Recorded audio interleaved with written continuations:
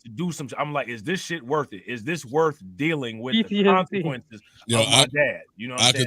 I could tell y'all some stories. It's definitely good that your pops was there. You know what I'm saying? Because definitely when you know when the father's not in the crib or whatever, and in my circumstances, my dad died, right? So my mom's just trying to like instill discipline. You know, that's very difficult for a woman to do with With a son, yeah. 16, 15, even in 12s, you know what I'm saying? 12, 11, 12 is really hard, you know what I'm saying? So, yeah, that's definitely a blessing right there because I used to give my mother hell.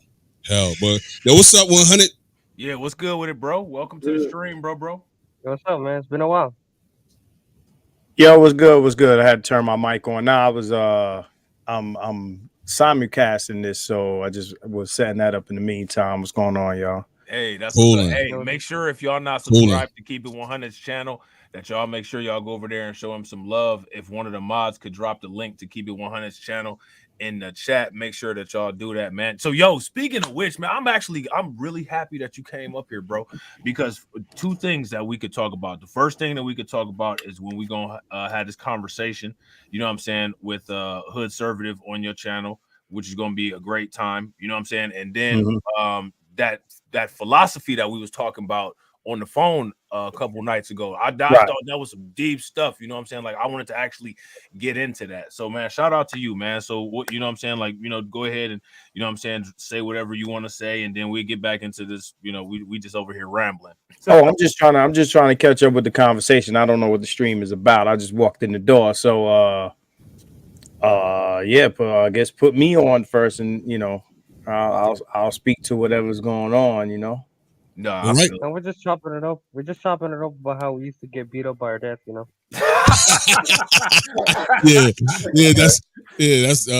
That's pretty much it. Chopping it up about you know, parenting and discipline.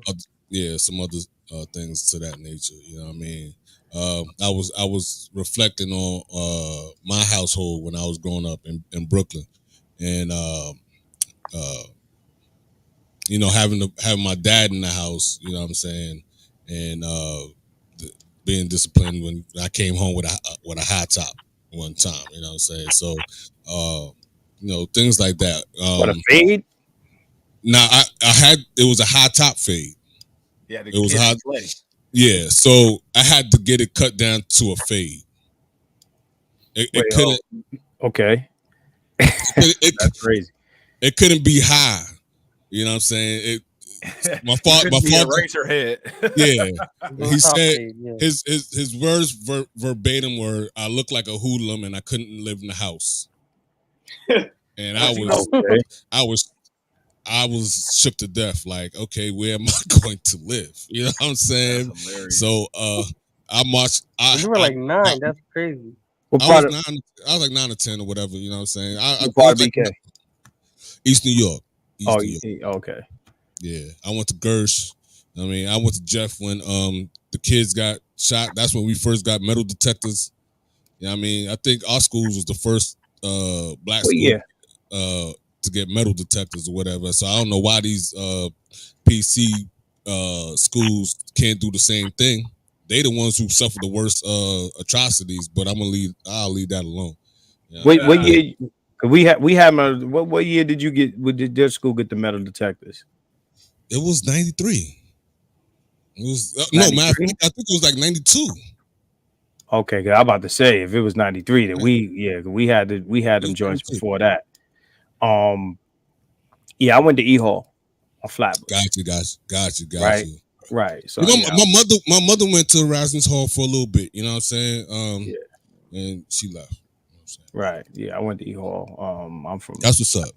Yeah, I'm from Flatbush. Yeah, I used to live in Flatbush. I used to live on Caton Ave, and I went. There was a school right on Caton Ave that I remember going to. By the park? Right down the street from the park, yeah. But I don't remember the number of that school or whatever. I remember one time, I was so young that when I went to that school, my mother used to come pick me up, right? And one day, all the kids got picked up or whatever, and I was the last kid there, and I just lived right down the block. So I walked home. I think I was like 4 years old or something. You sure it wasn't across the street from a park? Because there's only one school on Caton. Yeah, it's across the street from the park. Okay, so then you went to the school I went to, bro. I went to that's PS 249. It's across the street. I don't remember the right. Because from Caton Ave, I moved to East New York. Right. So yeah, that's 249 is the Caton school is right across the street from Caton Park or parade grounds. Yep. Whatever. Right. Yeah.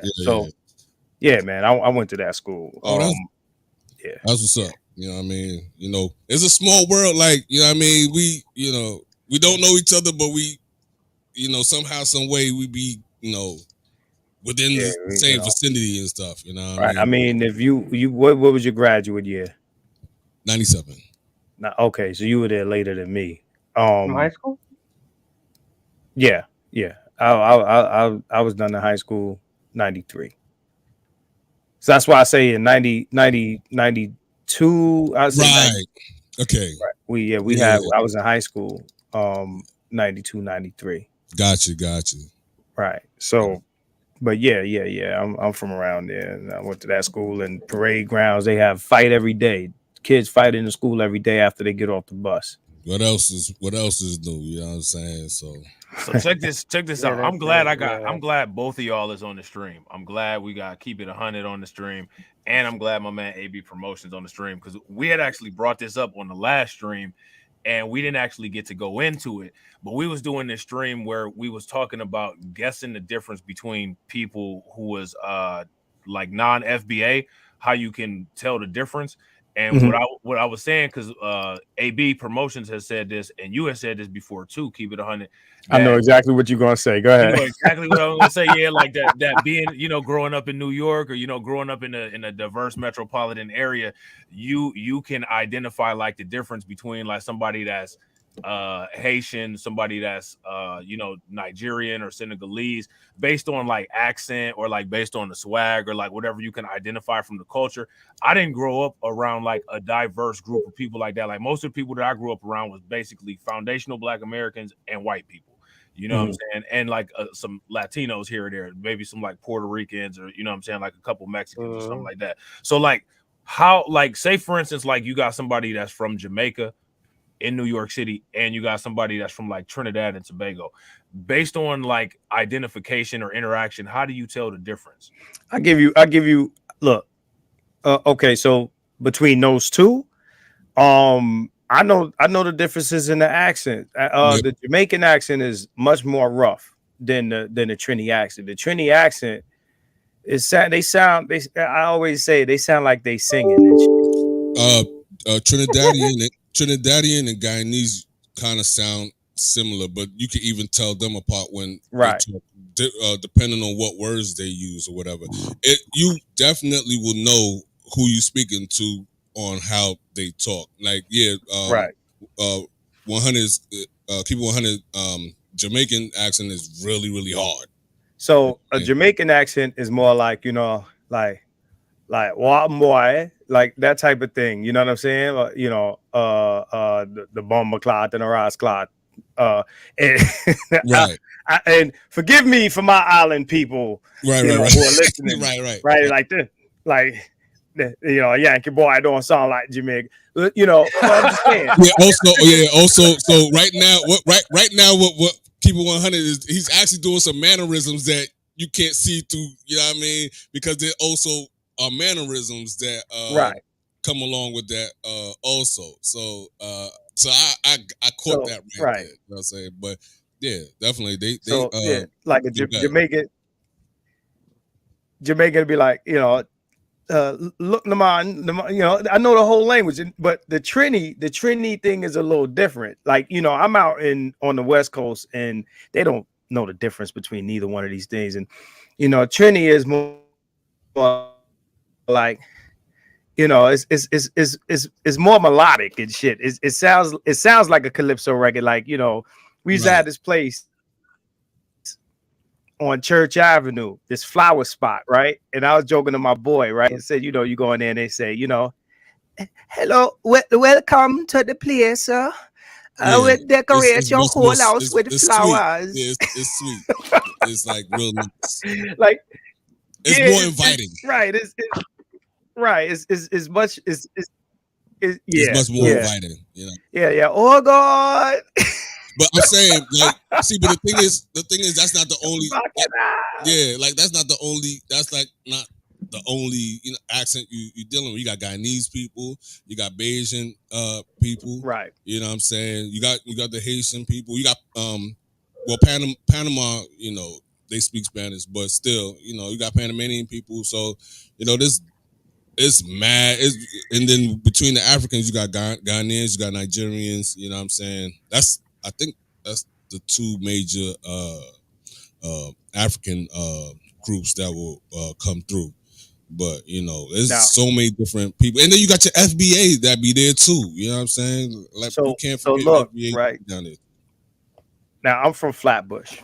Flatbush is heavily Caribbean concentrated, right? Now you from East New York, you know what I'm talking about. I mean, not to say that there ain't no Caribbeans in East New York, but you already know, like Flatbush is Flatbush, right? Yeah, definitely Church Ave. You know what I mean? What you call it? Nostrand Ave. You know what I'm saying? So yeah, I know all that. So I'm gonna tell you the major difference between American Black, Caribbean Black, right? I don't care what Caribbean nation you talking about. I don't care, and this is shout out to all my people from the islands. I don't care how good your New York or your American Black accent gets. I don't care how good it get, right? Now, I don't know if I said this to you, Rob, right? This is why I say to everybody, if you're talking to somebody from the Caribbean once they say one of three words, right?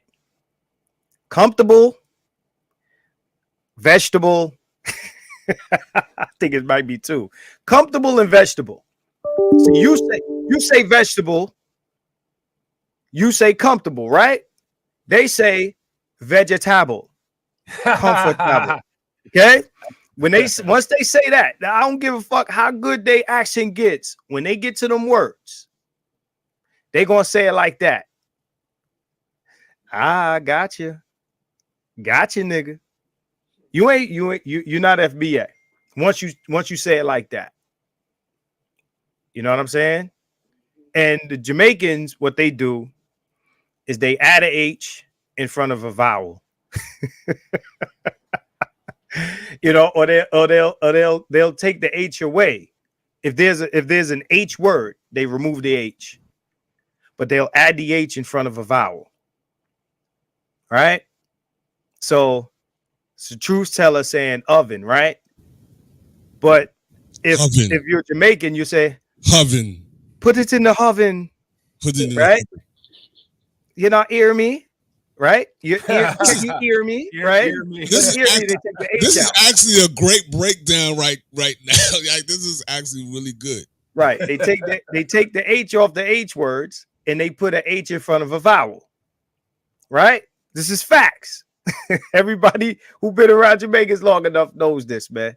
Right? You give a million examples of that. So, if it's a word with a vowel, you put an H in front of it. If it's an H word, you remove it.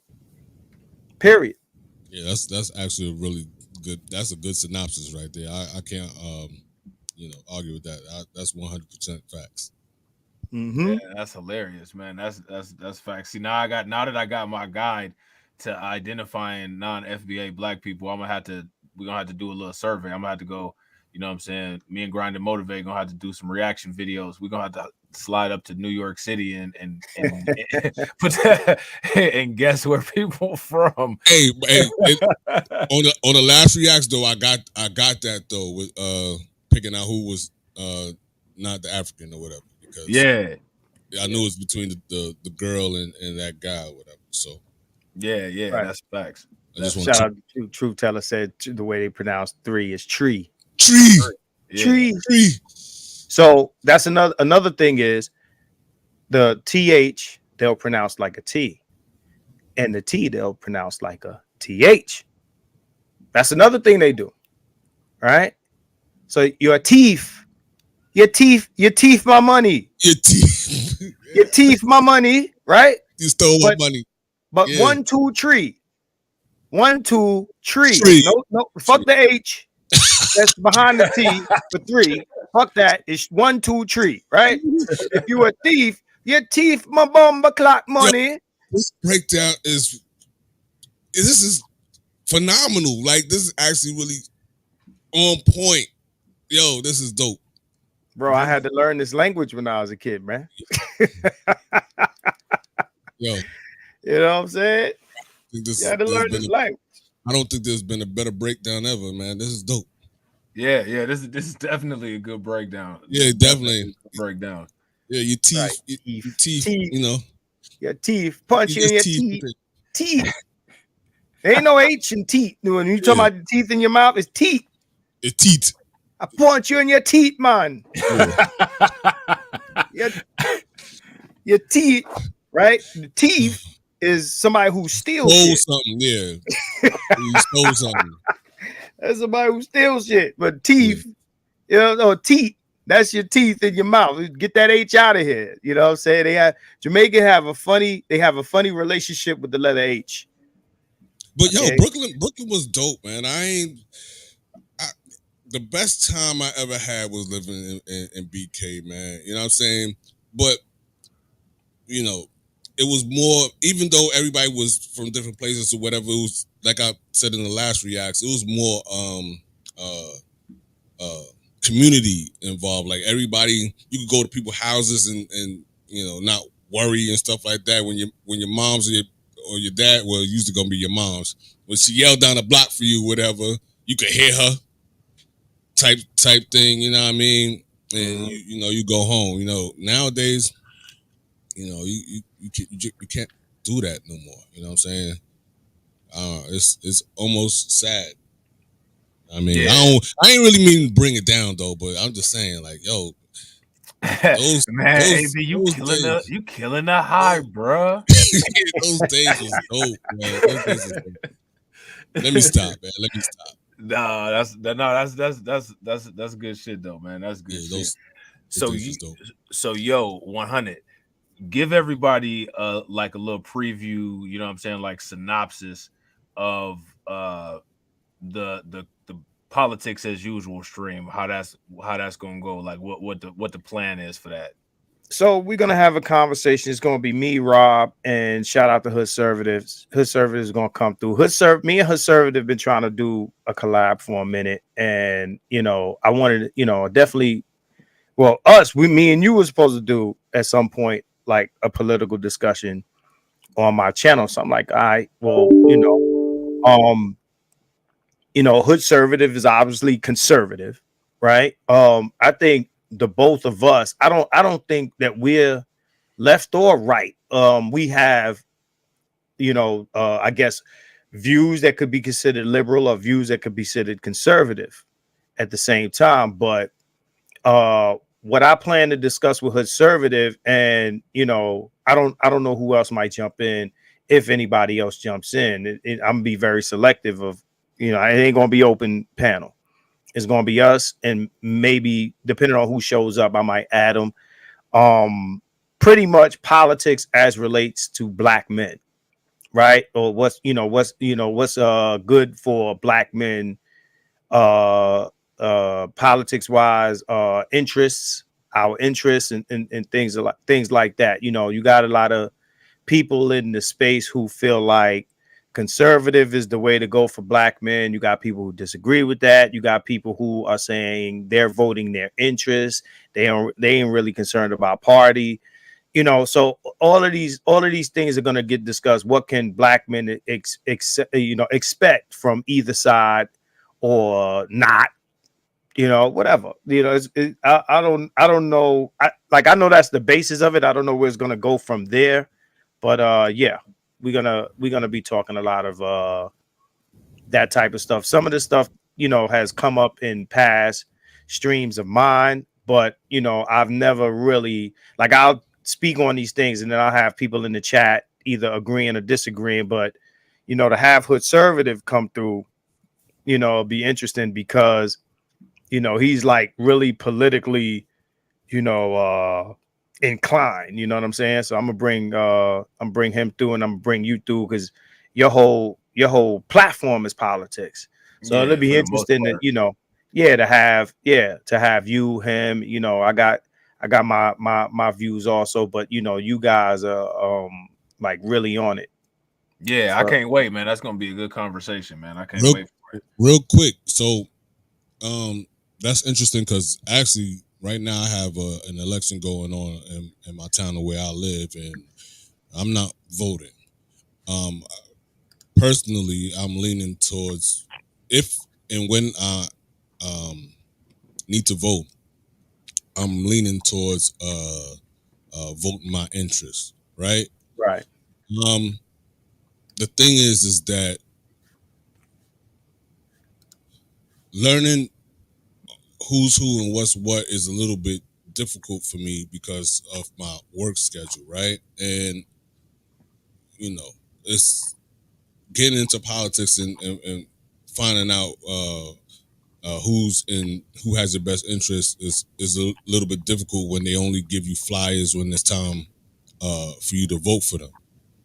You know what I'm saying? So I'm in the catch-22, really, because there's a lot of people that's in my situation that want to, vote, or get into politics, but I don't want to say that we don't have the time, even though we work in long hours or whatever, but for the most part, we don't have the time. You know what I'm saying? So I don't feel, and especially as a black male, I don't feel well, I know that I'm not gonna just get up and vote for somebody that I don't know what they are offering. You know what I'm saying? So that's what it is for the most part. And I'm just one person. I'm just one person.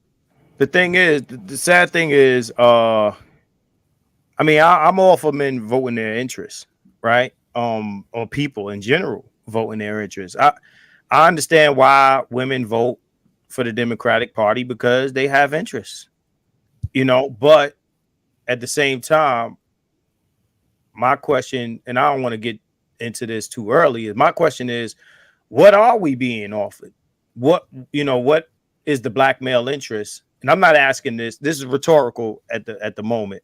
What is the black male interest that's being catered to by either party?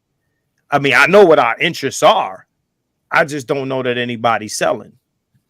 Right. So, that these are things that we're definitely going to discuss tomorrow night. Like, we can talk about things that are being offered by either party that are general offers that as a man that you might be able to benefit from or whatever the case, or not lose. Because to be honest, I think for black men, either like anytime you vote, it's a what is it, lesser two evils, right? I think that's always the truth for black men, is the lesser of two evils, right? So right now, what's being sold is, okay, the Democratic Party is this and this, so vote Republican because the Democrats are evil. And that's what it is now. Like before it was the other way, or at least most of our lives. But for us, it's always lesser of two evils. It's never, hey, they're offering to do XYZ for us, so we're going this way. It's never that.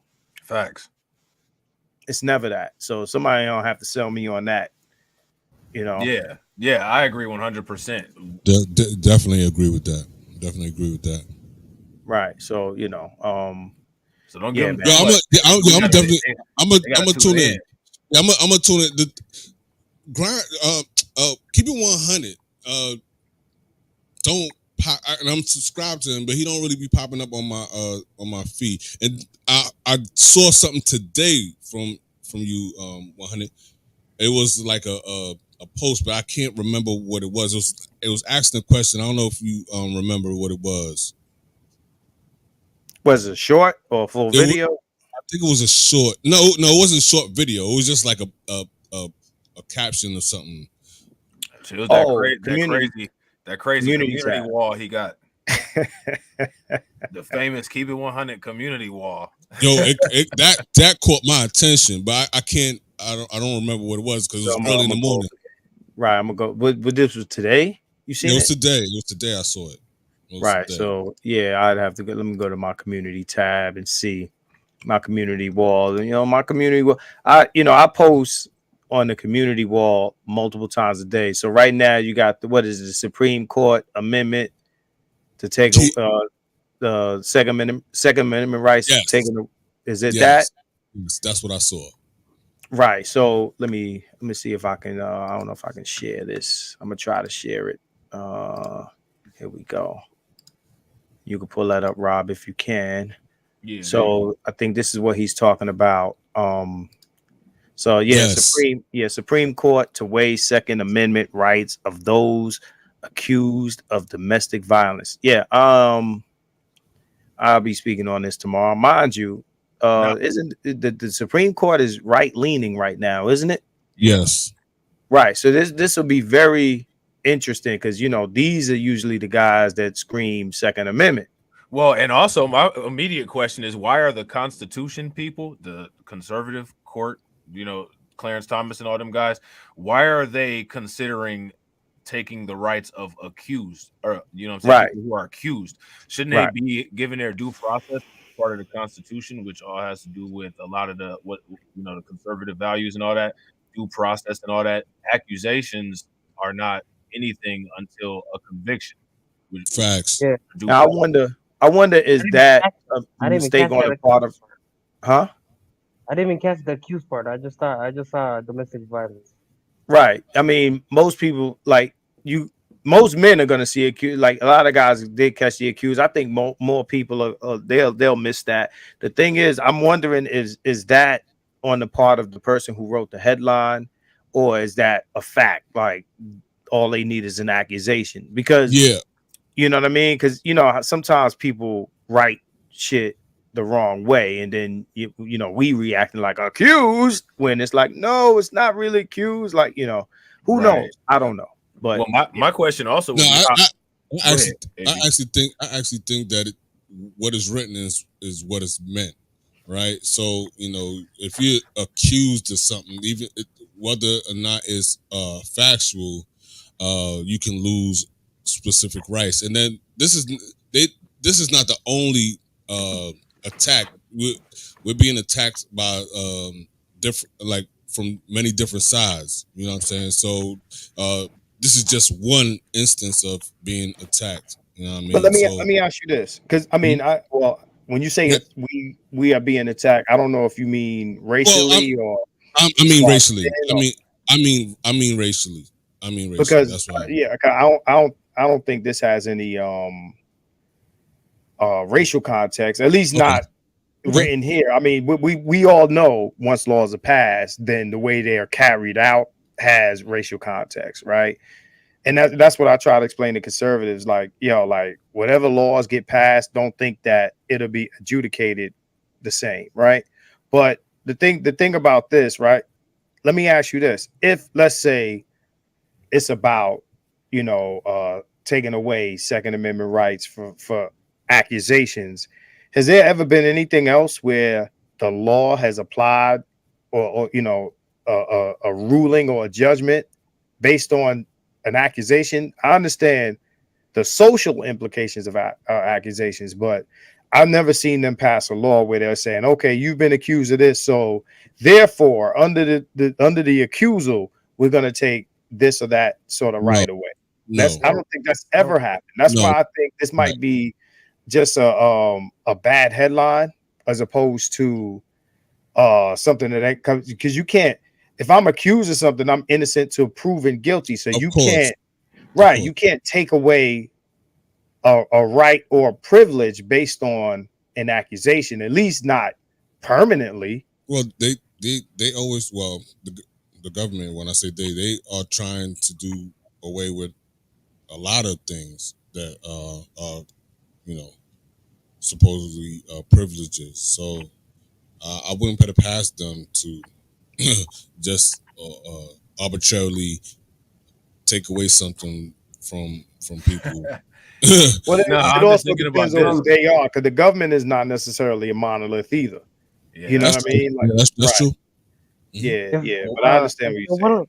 What do y'all If think they, about if you get accused of being undocumented, you get to get put up in one of them nice luxury hotels up there in New York City? I oppose. I Yeah, oppose. I go to Chicago right now and be like, I can't speak English, my friend. Oh, you about to be good, bro. you have to learn Spanish, bro. You are not welcome here. You know, There are no beds. right. Don't get off the bus. All right, we're gonna have to take you down to the Westin. Yeah, take this voucher. Yeah, go down to the Westin. Take this. Yeah, we're gonna get you an Uber, a Tesla Uber. We're gonna take you down to the Westin. Yes, no English, my friend. No English. No English. Man, That's gonna take you. Just have a dog barking in the background of your video. That's just scary. bro, that's hilarious, man. That But motherfucker- yo, Yeah, you guys need to stop, man. Let them get their $9,000 a month, bro. you ain't going somewhere. You know what I'm saying? Let them right, chill, bro. bro. Let them get into that 5-star hotel, bro, with their wet feet. Nah, the buses. nah. Hey, but y'all saw that video with Jesse Jackson's son, right? Nah, what happened with Jesse Jackson's son? Jesse Jackson's son was breaking it down in Chicago, man. Wait, what? With the migrant crisis in Chicago. I don't know his son name, but I think he's a elected official right now in Chicago. Okay. And basically he was just breaking down the situation. He kind of like was breaking down the situation with where the people are coming from, why they coming, the reason they coming, and how Chicago is a sanctuary state. I mean, Illinois is a sanctuary state, and Chicago is just a sanctuary city, and that the city shouldn't be dealing with the burden when the whole state can deal with it. You know what I'm saying? So, yeah, I think Phil did a video on that, and Phil Scott, shout him out, Phil Scott or whatever. But yeah, it was really interesting, man. What makes a state a sanctuary state? Like, how does a state become that? Well, I don't know. I know they have a law saying that they're a sanctuary state. Well, I don't know. That's what I've heard. I don't know. Yeah, the reason why I ask is, I mean, he's saying that Chicago, the state of Illinois is a sanctuary state, and that Chicago shouldn't be dealing with the ramifications of the immigrant influx when the whole state is a sanctuary state. So he started naming off places in Chicago. I don't know where they are, but it seemed to be rich places the way he was saying them. You know what I'm saying? So he's like, why don't you send the immigrants to this state? To this town or to this town or whatever. Right. You know what I mean? So he's basically, saying, don't just leave it on the city, because that's where, most of our people are at. You know what I mean? So Real quick, y'all, I just want to give a shout out. Make sure y'all throw some radiation emoji in the chat and show my man DeAndre some love for joining. Shout out DeAndre. That's what's up. Yeah, definitely. DeAndre, shout out, bro.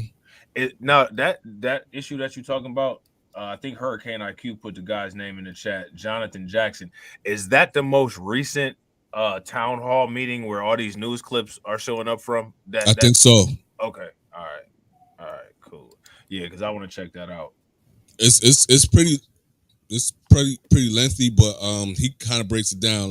He talks about the people in I think it's El Salvador, Julio Chavez, right? That's in what? Chavez, Venezuela? Venezuela. So, he basically said that how Julio Chavez was a socialist or whatever.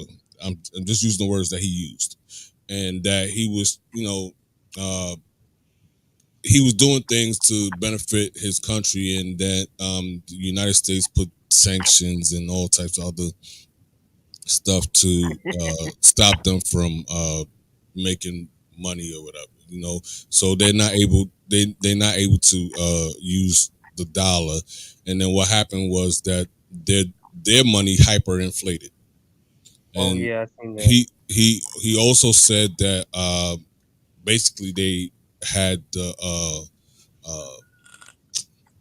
what happened in the 30s in America. They had that 3 times. What was that called? That happened in the 30s.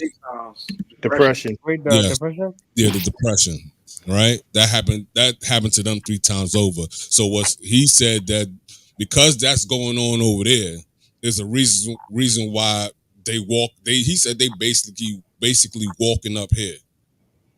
You know what I'm saying? Because So they're demanding reparations in a way. They're demanding in a way. Like they so it's kind of similar to our situation. Like they did all the shit that fucked us over, but they don't care to repair us. But for them, they're like, yeah, just walk up in here and we'll get you right. Well, no, I don't think that was the message he was saying. What he was saying was that their money is worthless down there. Yeah. I know what you mean, but I'm just saying it's the same thing. Like he's admitting that they messed them over. And Absolutely. Yep. They're letting them come up here and they're letting them get what they're just doing away. But it's like you still got all these people that you haven't took care of here. Right. Mm-hmm. Right. And then the people. My bad, Derek. I'm gonna say this and then I'm gonna shut up. Right. I'm shutting up all the time. Right. So. And then he was saying that, and then the people in Chicago also was in the meeting, and they venting and talking about their issues. You know what I'm saying? Right. It was real. It was at least to say interesting. You know what I'm saying? Yeah, so, I watched a little bit of it. I know exactly what you're talking about too. Mm-hmm. Yep.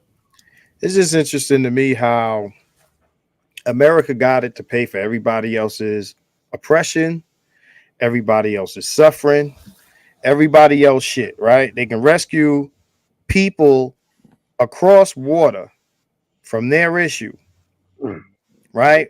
But they go broke doing anything for black people, right? That live here and that pay into the system. These people do not pay into the system. Right. The funny thing when you talk about black people, you talk about, people like to use the term handouts. Black people pay taxes, yo. We pay into the system. Facts. The money that we pay or that they take out of our checks goes to these places. They get spent on shit that we ain't got no say in. Exactly. Right. Yeah, I don't know why the U.S. can't mind its own business, bro. It's always going overseas to fuck shit up. They did it with Iraq. They did it with Afghanistan. And then now they're doing it with Ukraine and Israel. They spent like $250 billion over the past since 1948. They spent like $250 billion on Israel, just Israel alone. And for the past year, they've been sending billions of dollars to Ukraine. So it's like, why are you doing all of this extra stuff outside of your country when you should be focusing it inside? Well, understand this. They know. I'm sorry to cut you off. None of this. I don't want people to think that any of this shit is humanitarianism. It's not. Right. Facts. It's not. All right. That's what we taught when we was growing up. We just want to help the people that they need. They don't care about. They don't care about democracy. It's all self-serving. As long as other countries are, in partnership with the United States, they don't care about anything else, bro. Nah, well, the United States don't care about nothing. They care about their own interests, and they gaslight the American people for the most part. And look, the people that are running this country are not. They're not people to be trusted. They're not economists and nothing like that. They spend money on what they want to spend money, and they don't spend money on what they don't want to spend money on, and that's it. That's it. Facts. Yeah. Go back into what you was about to say.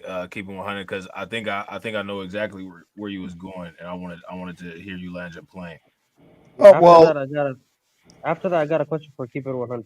After. Right now, basically, this idea. They love to sell this idea that everything that we're doing overseas, because I get into these debates with these people all the time, when they talk about Ukraine and, even some of this stuff on Facebook, even face to face, that, we're over there to, fight for democracy or the freedom and, of this and that, or these people are being oppressed and yada, yada, blah, blah, blah, blah, blah, blah, blah. Right. It ain't about none of that. There's always, look, America ain't nowhere if there ain't nothing that interests them. They, they don't do this in Africa and these other places. If this was about humanitarianism, right, then we wouldn't have all these charities where, people got to donate 5 cents a day and all this stupid shit. You always see us helping people. It's always for a reason. If it's not people that look like the people that run this country, then it's for people that don't look like the people that run this country. But there's kind of like a how can I say? Maybe there's some resources over there, some land. It's always about what this country can gain from those people or hold over those people's heads. It's about imperialism. It's about colonization. It's about all of that. It's about resource control or access to any of this stuff. If it ain't nothing like that over there, we ain't over there. Period. Like right. And again, it costs a certain amount of money to do this. Money that they'll tell you they don't have for whatever's going on over here. But again, we pay into this stuff, so the money that they're sending over there is actually our money. We don't pay taxes. They take tax. Yeah. You never saw your tax before they took it. They'll tell you how much they took. Shout out to the people in Keep It 100's chat. My man Jada Informant says, for the low cost of 5 cents a day, right? We can keep the lights on at Keep It 100 studio. Oh, what the hell? Jay, man. Why did that sound like one of those African? It's the humanitarian. Keep on these colored lights. Starving kids in Africa videos, man. What the hell? They got lights in Africa. Who told y'all they ain't got lights in Africa? Shit, fuck around with y'all. But yeah, man, that's the thing, man. If it's about humanitarian efforts, man, you would these people be all over the place. And somebody, I think maybe it was JD Informant said, if you say you're Haitian or Jamaican, you say you Haitian or Jamaican, you ain't making it to Chicago. Nope. They're gonna turn your boat right around. We done seen it happen a million times. Thanks. They don't want the population shift. All these people that, whether they be from the continent or anywhere else, applying for visas and things like that to escape whatever issue that they're having over where they have. Look, how many you'd be amazed how many of those visas get turned down, but they keep the visa money. These people have to save up all this money to apply for a U.S. visa. That is a great point. That's a great point. That is his own income. The U.S. makes so much money just taking people's visa application fees. Yep. Straight profit. You want to come over to the U.S.? Pay for this visa right here. Oh, right. You pay for the application, not the visa. You probably pay for the visa after, but you pay for the application, and the application could get turned down for any reason whatsoever. And you got to try again. You got to save up. That money is real money to those people. Absolutely. It's money to us. Yeah, it's real money. People got to save. You got to work. I don't know what months maybe to save up that bread, and then they probably got wait. They probably got to work years because you got to think about people, especially like in Africa. People make hundreds of dollars a month when we make thousands of dollars a month. You know what I'm saying? And especially if it's more than one person. You know what I'm saying? So yeah, that could hurt somebody's total income. You know what I mean? Like they thinking that they're gonna pay for a visa to leave, and then they get denied. That means that money could have went to food. That money could have went to housing. That money could have went for clothes. You know what I'm saying? They could have did something else. But yeah, right. And that's why they can only in a lot of cases send one person over here at a time. Because the first person got to come over here and make dollars for the rest of the people, to come to get up out of there. But there's never any humanitarian effort or any refugee situation Like when you say refugee, right? When you think, somebody that's running from something, man, like what's the first nationality or ethnicity that comes to your mind? Just hearing the word refugee.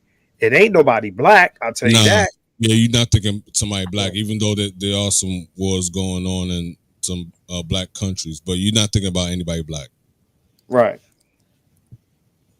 Yeah, so when you hear refugee, you automatic your mind my mind automatically goes to like the Middle East, well, the so-called Middle East area. You know what I'm saying? So, that's another great point. Well, I'm not saying that they are. I'm just saying that that's where my mind goes. That's where my mind goes. Yeah, because when we've grown up, you hear these terms, refugee, political prison. Yeah, Iraq, Iran, you what hear, else? Syria, insurgent. Yeah, insurgent is Yeah, they make up these words, insurgent. Insurgent, what do you mean? You mean the people that's from there? Yeah.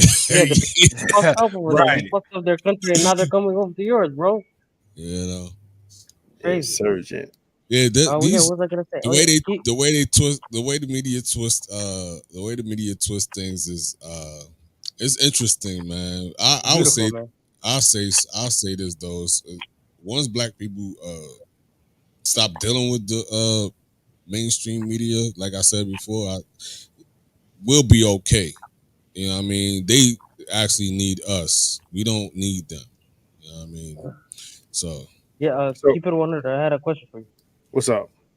So before you said we as black people, we vote for the people, we vote for the lesser evils. That's what you said, right? Right. We are sold the lesser of two evils. Like our voting process is always voting for the person that at that moment in time hates us the least. Yeah. So even if a person were to come and say, "Hey, black people, I'll do this for you. I'll do this for you. I'll do this for you," they could just be lying, bro. They could just be lying their ass off, and then as soon as they become president, khalas, they're done. They don't have to. They don't have to do anything. Understood. And then they don't run a second time. But the thing is, nobody's even doing that because they feel like they don't have to. They got your vote. They're guaranteed. Yeah. Right. So the Democrats, Right. I see Joe Biden was like, "Hey, black people, if you don't vote for me, you're not black." Yeah, but people forget. Trump also said, "What do you got to lose?" What you got to lose? You ain't got nothing to lose. So both sides are playing. They playing the same game with black people, where what you have nothing. What you have nothing to lose. So again, you're voting for the less evil. You're not voting for something. You're voting against. Right? You're voting against what the other guy might do to you, as opposed to what they might give you. See, but this is what's happening. It's our generation that's up next, and we ain't playing that. Like, we not playing that game no more, and that's their issue. We don't go to church. You know what I mean? Like, we're not we're not beat for acceptance. You know what I'm saying? And that's our generation. I say Gen X down generation. You know what I'm saying? Yeah, like, but what they're trying to do is, as far as the black vote, is make it more irrelevant by the population shifts, right, and things of that nature. So they're aware of what you're saying, and they already have a plan in place for that, right? So as much as I'm not a Candace Owens fan, she's not always wrong, right? Where she might say, what they're trying to do is. Say again. Even a broken clock is right twice a day. Right. So or once. Well, the broken clock is right twice a day, but I don't even want to give some of these people twice a day when it comes to when they're right. But the thing is, and that's how these people get you, these charlatans and shit. They say some correct shit to draw you in, then they can feed you some bullshit with it, right? So the thing is, they're playing these games, with population, and I guess each party. I mean, I can't speak about really Republicans, but more so, the Democratic Party knows that they're losing, at least black men. They're losing black men, right? Black men are slipping out of the Democratic Party. Yeah, So they have to. We don't rock with them at all. Well, I ain't gonna say that. Black men still vote largely Democratic. That's a fact, but that's changing slowly. It's changing slowly, right? So as that happens, what they're doing is they're trying to import other groups of people that will be, I guess, some type of beholden to them, right? For bringing them in. Hey, look, this is what we did for you. We brought you here. We changed your life and this and that. So the thing about it is, a lot of the people that do come here from other places, they ended up voting conservative. Yeah. Mm-hmm. Even if they, got brought here under some Democratic Party premise, they go right. You gotta pick yourself off the bootstrap. They don't want to be associated with anything black. You know what I mean? So it be with that. Yeah. Hey, they're finessing. Hey, they're finessing it. I mean, I ain't mad at it. Can't be associated with black. Shout out to the Troubleman twins. Y'all put in some answers earlier as far as Afghanistan and so on and so forth. So shout out to you guys, Sister Val, Sister Carla. Yeah, what else is on the agenda? So my bad. Go ahead. Quick question, all right? So the last one, and this will probably be something I'll bring up, but I'll bring it up now.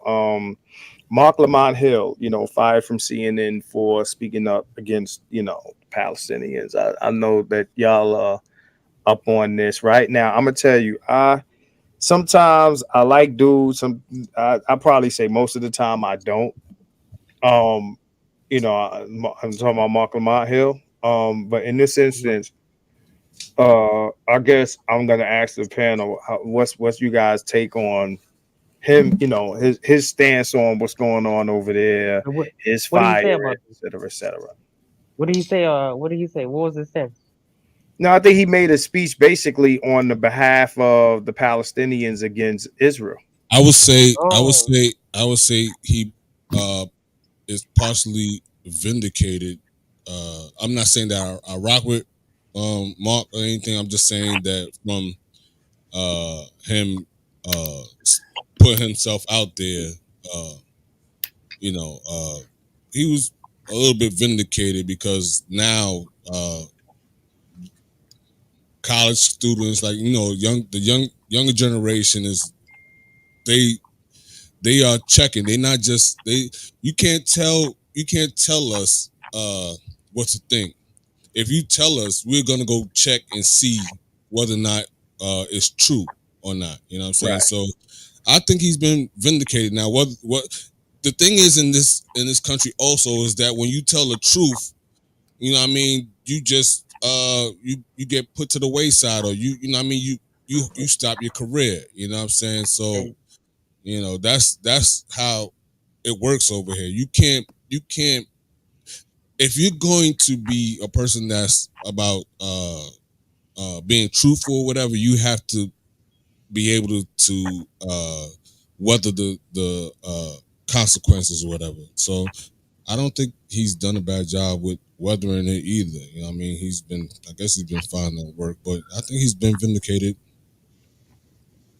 When I had to step up for a second, so I apologize. But when you guys say Mark Lamoy Shield been vindicated, like what do you mean vindicated about his position as far as the Israel-Palestine situation, or what? I'm talking about his position because I'm talking about his position because nowadays you got young people and they in school, you know what I mean, even though they still young, they are checking. They're not just taking people's word for anything. You know what I'm saying? They going and checking the history and saying like, oh, this place was made in 1948. You know what I'm saying? What happened before that? You know what I'm saying? Yeah. Oh, there were people living there? Oh, okay. all right, who were the people that were living there? You know what I'm saying? And the morality kicks in. Like, yo, all right, yeah, that's not right. Why are you talking? Why are you talking about one side of it and not talking about the other side of it? But That's how it. what's your Mark? He look. He's been. I would have respected it more had he been 10 toes down, like not apologizing for what he said. Oh, he did? apologized? I know. Oh I my didn't see God. that. I thought, about to say he stood on his shit. When did he apologize? He kind of. I'm not saying like he apologized per se. I'm just saying like he went back and did like a follow-up explanation of his of what he said originally, because like they did this interview with him with Democracy Now, and on that interview with Democracy Now, he didn't really, like, I wouldn't say he apologized, but I guess he was trying to he was trying to he's been walking things back. Oh, okay. I'm just saying, like, he's not like, yeah, I'm sorry, this, that, and the third. What I'm saying is that he's more like the people of Israel. You know what I'm saying? Hey, they're cracking down on him. Those talking points or whatever. You know what I mean? Like, he's trying to appease someone. You know what I mean? Here goes my thing. I just want to give real quick shout out to Deacon Dave for the $2 super chat. He said illegals turned into asylum seekers. Yeah, he did. I did see that. Shout out, Deacon. Yeah, that's a fact. But my thing is, if Mark Lemoyne Chill is a if he's a PhD, right, and he's so intelligent and all this, how come he couldn't tell that those were setup questions, and that he should have told them, well, if I'm your hired black person whisperer, then why are you asking me about this situation here?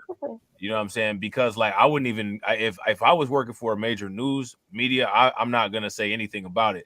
And see, like the thing is that people got to understand that when you're asked those kind of situations, they ask those kind of questions. They ask you those kind of questions to develop a sound bite on you to be able to use at some point, right? Facts. So what they'll do is they'll keep asking the question, and you'll say, well, this isn't my issue. I don't know the history about it. The expected answer is that you're supposed to take the expected side. And then if you don't, you have somebody like Jonathan Greenblatt say that there's anti-Semitism in you not answering the question. So when it comes to that type of situation, it's a lose-lose situation. But like my thing is that if I was Mark Lamont Hill, you know what I'm saying? Like I wouldn't have never even got involved. I wouldn't even the Mark Lamont Hill, those people that he's advocating for, they never paid him any money. Like he's never gotten any support from them. That's big fact.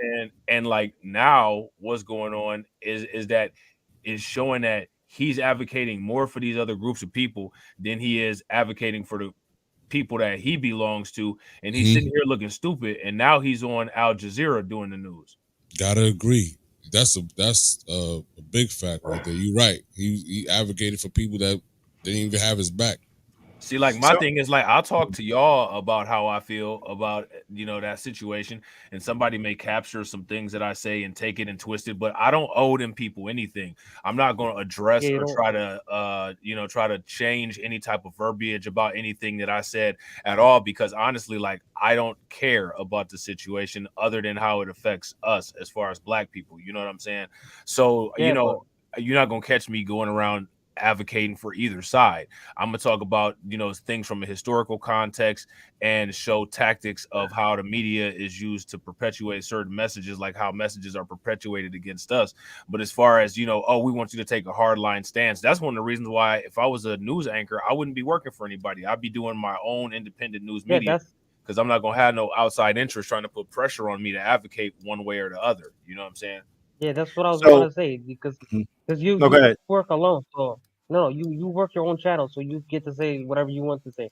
But he has some people above him. So as soon as he said that balance on shit, they started cracking down on him, and he had to walk back a little bit. You know what I'm saying? Yeah, but that's his problem. He don't have to have anybody working above him. He could. If you're walking back, just don't say anything at all, bro. Just shut up. Fire up a StreamYard just like any of us can. So, question, Rob. Now, because I think you heard me say in the beginning, I'm not a big fan of Mark Lamont Hill. You know, again, when I first heard the dude, he said some things that, you know, I thought were good, but then the more I listen to him, it's like, okay, what's going on here?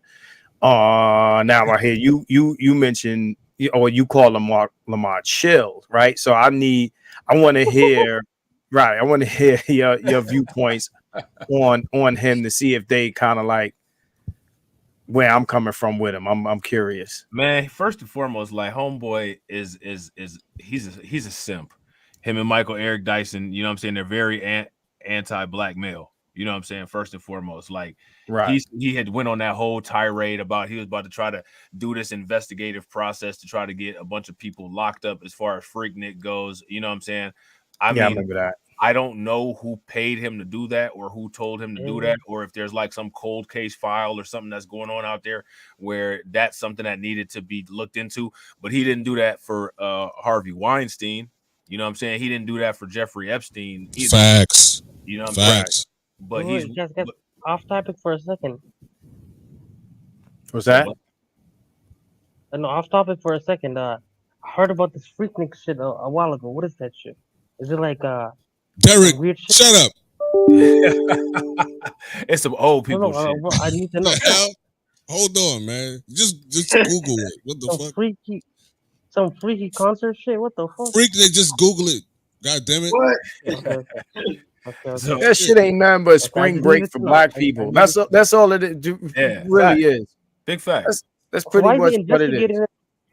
Girls going wild with fatter asses, bro. Yeah. You know what I'm saying? Yeah. Just look at it this way. You With know? some real I knew it was ass. some old shit, man. I knew it was some real ass. Yeah, it's called Freaknik. This freak is in the title. 1983. Goddamn. In the school. They called none, right? The nun convention. When you guys were back in high school, huh? 1983. In the school that you know what? School that you went to, are they doing common course? Are they doing common core compound words? So it's a little bit more confusing for you to like take the word freak Nick apart, like a picnic, but with a bunch of freaks. Is that difficult? Right, it's freak. No, because you said he was investigating them like Harvey Weinstein. So I was like, is this some kind of weird? Yeah, he's investigating into that situation of Freaknik as if some type of Harvey Weinstein type stuff went on. When like KeepItOneHunned said, it was really just, you know what I'm saying, it was like some spring break type stuff. Yeah, you know, spring like, break types. Yeah. But not Harvey Weinstein, but Lamont Hill is out there making it like, you know, it's these and like he's using Democrat language because when we talk about like super predators and all of that stuff, that's Democrat language. You know what I'm saying? Hillary Clinton, Joe Biden, all of those people, they all utilize that language, the Democrat black male misandry. You know what I'm saying? To describe black men as super predators and all that. So anything involved in, a bunch of black men and black women having some fun and kicking it, the same thing that, society would look at white youth and be like, oh, look at them just having such a great time. They're just kids and having fun and enjoying their lives. When black people do it, you know what I'm saying, the population at large got to try to look at it as some form of debauchery. And then you got Mark Lamont Hill sitting up there trying to co-sign the stuff just for a paycheck for one of these little rinky-dink news agencies that he works for because he's not a talented enough journalist to get his own thing popping. You know what I'm saying? I mean, to me, it's some sensationalism, and again, we love, black men as the face of, all this sexual predator shit, right? So, and that's not to say that zero of that went down on during this time, but I'm trying to understand, like he's like Geraldo looking in Capone's vaults or something with this nonsense. Like, okay, right? If it's like you said, if 80 women came together and was like, this is what happened to us during Freaknik, right?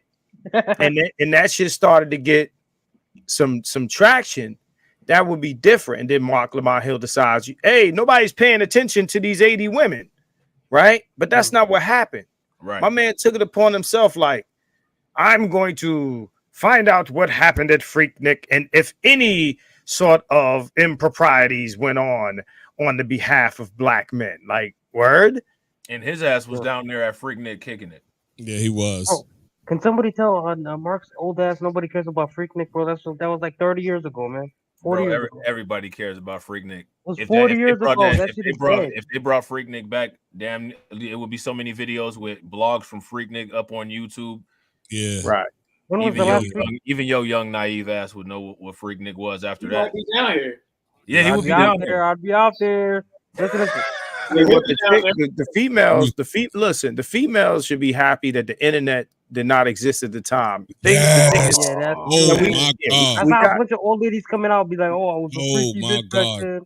The marriages that be broken up right now, man. Jesus Christ. Right. So I mean, the most we got is the actual videotapes of this or that and then third. But again, like if it was digital back then, it'd be over. Yep. But once it's like again, like some of this stuff. I ain't gonna say all of it. A good amount of it. If you put a chick on, on like if you had a chick on tape, you popped up one of these tapes and that shit came up on YouTube or any other platform, and you see your grandmother twerking when she was 20. Right now she gonna have to explain herself, right? So her best explanation is gonna be like, well, they made me do it, bro. Well, not at 20. I'm just saying, that actually wouldn't be true. It wouldn't be true. Is that she wanted to do it? You know what I'm saying? Right. But that would be her. This would be her explanation. You gotta tell them. Well, they made Granny do it. The Granny wasn't. Granny wasn't about that. Nah, that is true. But it's two types of women though. It's two types of women. The one type of woman is exactly what KeepItOneHunned is talking about, where Granny be like, they had me in the trunk of a car. You know what I'm saying? And then it's that other type of granny, you know what I'm saying, that got the Gucci glasses on, that's smoking the Salem, you know what I'm saying, the Winston Salem.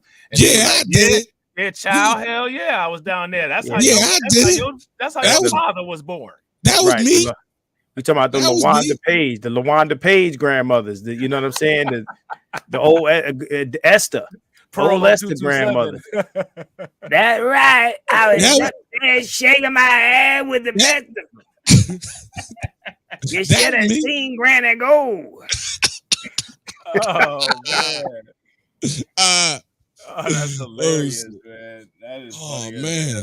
Met your granddaddy down there too. Yep. met him down there too, right? That's crazy. Yo, this is funny. That's hilarious, man. That's facts though. That's big facts, man. Yeah, man. This generation's grandmothers are gonna be terrible. They're gonna be having tattoos and piercings and shit. This is gonna be bad. It's gonna be really and bad. Fake grandma gonna have it. She's still gonna have a BBL ass. Yeah, all kind of zip up injuries. The videos are out there. It's just gonna be really bad. Yeah, man. This generation of grandmothers is gonna be interesting, man. Yo, was going crazy back in the day. At least back in the day. At least back in the day, you could hide being, you could hide, you could say that you were wholesome. You know what I'm saying? It's no evidence. Nobody believes except your 10 uncles and aunts. That's facts. Well, you know what I'm saying? Your light-skinned uncle, your dark-skinned auntie, and you got two aunts that didn't grow up with the rest of their sisters and brothers. You got an aunt down south and two aunts on the other side of the North America who they don't really know each other. When you go to your family reunion, you got to travel and shit because two of your grandmother's sons grew up with some other people. Bro, one side of your family looking like Chico DeBarge, and the other side of your family look like Eddie Winslow and Waldo Faldo. Crazy, man. Word up. I just searched it up. You guys had like 500,000 people out there. I can't relate. Crazy. That definitely. Police had to stop you guys. That's crazy, man. It definitely sounds accurate. Yeah. Rob, Chico DeBarge, really?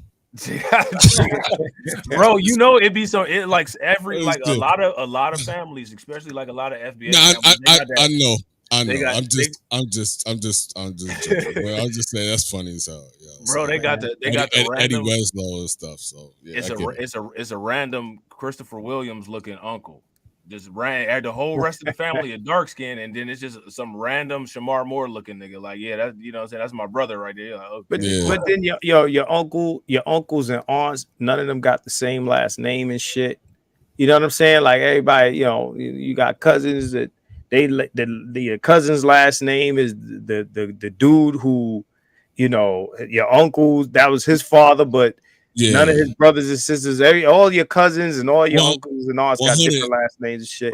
Unfortunately, I absolutely understand what you're saying right now. Like, that's crazy, man. Listen, this is I mean, look, we love to romanticize the past, and you know, Granny was wholesome because she cooked Sunday dinner in the big lumpy pot, and she made the yellow cake with the white frosting and shit, and cooked shit in the pressure cooker. And bro, I got family from the South. I can go on forever with this shit. But when you observe, you don't need no video camera if you just pay attention. If you just pay attention, man. You know, there was a lot of shit going on back then, man. I mean, they did what they had to do, but hey, look. Bro, them families back then, the families back then themselves was where the Freaknik was at. You know what I'm saying? Because you didn't have a non-Freaknik family, and like everybody back in them days had like 35 kids. Like, you know what I'm saying? Like each family had like 15 daughters and 15 sons. You like this the whole family, and y'all need a whole damn school bus to go to church. You know, like, that shit is crazy. Yeah, like how that happened. Like, That's crazy. I did not know people. I did not know hoes was going out back in the day, bro. Crazy. See, shout out to Vega. You know what I'm saying? My great granny was a prostitute. You know what the fuck? Yo. But yo, the other thing is, we did not need to know that, brother. Listen, I think Vega's a female, right? Yeah. I don't know. Yeah. Vega's a female. The other thing, I mean, we talking about pre-DNA, so you know where I'm about to go with it, right? Right. You don't know if the child's yours. Right. You got family members who probably ain't your family members, or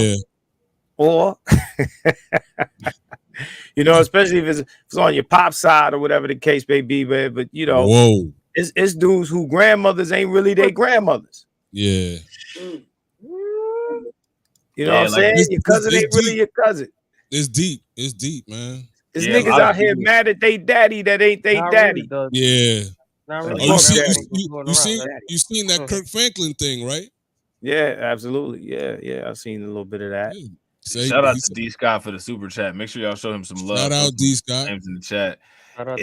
It all spells possible incest. A whole tribe of Glorilla remedial bitches. Oh man. Yeah, Kirk Franklin thought he buried his father. Come to find out, his father's alive. Right. Man, father was a pimp. So these things, go ahead. No, go ahead, honey. My bad. I didn't mean to cut you off. Go ahead. Nah, you good. You know, but I'm just saying these sorts of things come out, and then the funny thing is that you know everything that you hated. You know, if you hated your pops or you held against your father, whatever the case may be, by the time you find out the truth and you find out maybe your mama lied or your grandmama lied, you don't hit them with the same hate that you now have to take off your father's head for lying to you. Right. You know, it's just interesting how that works.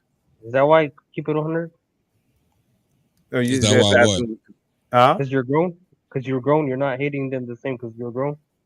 No, I'll say period. It don't matter the age. Yeah, it don't matter the age. I feel like if you're like 12 and you found that shit out, you still hate them the same. No, I'm talking about you don't. Nah, you wouldn't hate. Like, listen, there's a lot of people. They found out that their mother lied to them. They not mad at their mother. They was cool being mad at their father for whatever he didn't do for them. Or when they thought he was their father, but they found out, this ain't my father. Hey, okay, now I see what you're talking about. Real quick, I'm gonna get a little personal right here, right? But I'm gonna give this story real quick, right? My son's mother, right? She didn't know who her father was or whatever. She just had one picture of her father, right? And I was working in UPS at the time, right? You know, my son just was born. I just was figuring out, like, all I knew was that I had to go to work. This boy got to eat. You know what I'm saying? I got to go to work. You know what I'm saying? Come to find out, her sister that she never met was working in there, and we was, talking. We exchanged some pictures of our children, and I was like, our children kind of look alike. You You know what I'm saying? Long story short, come find out that was her sister, and my son's mom's got in contact with her father. She's never met him ever in his life, in her life, right? And you know, the way she used to talk, like, you know, if I ever see my father, you know, F him, this, that, and the third, you know what I'm saying? I don't give a F about this, you know, he did this, that, and the third. When she met him, all that went out the window. Big hug, like, you know, where have you been? This, that, and the third. How, you know, this, you know. Come to find out, he didn't really have long to live. I'm not gonna go into that part, but it wasn't like all that stuff that she was telling me about the hate and all that went out the window. When she seen her father, she was happy. You know yeah, that's what I mean? rare though. That's rare That's because the a scope, lot of right? yeah, that's rare because a lot of kids they on you know they support they mother's word by holding it against the father. You know, Well, they do that often. And society has just conditioned, you know what I'm saying? Society has conditioned a lot of people to just automatically expect the father to be in the wrong, expect the father to be the one that left, expect the father to have lied.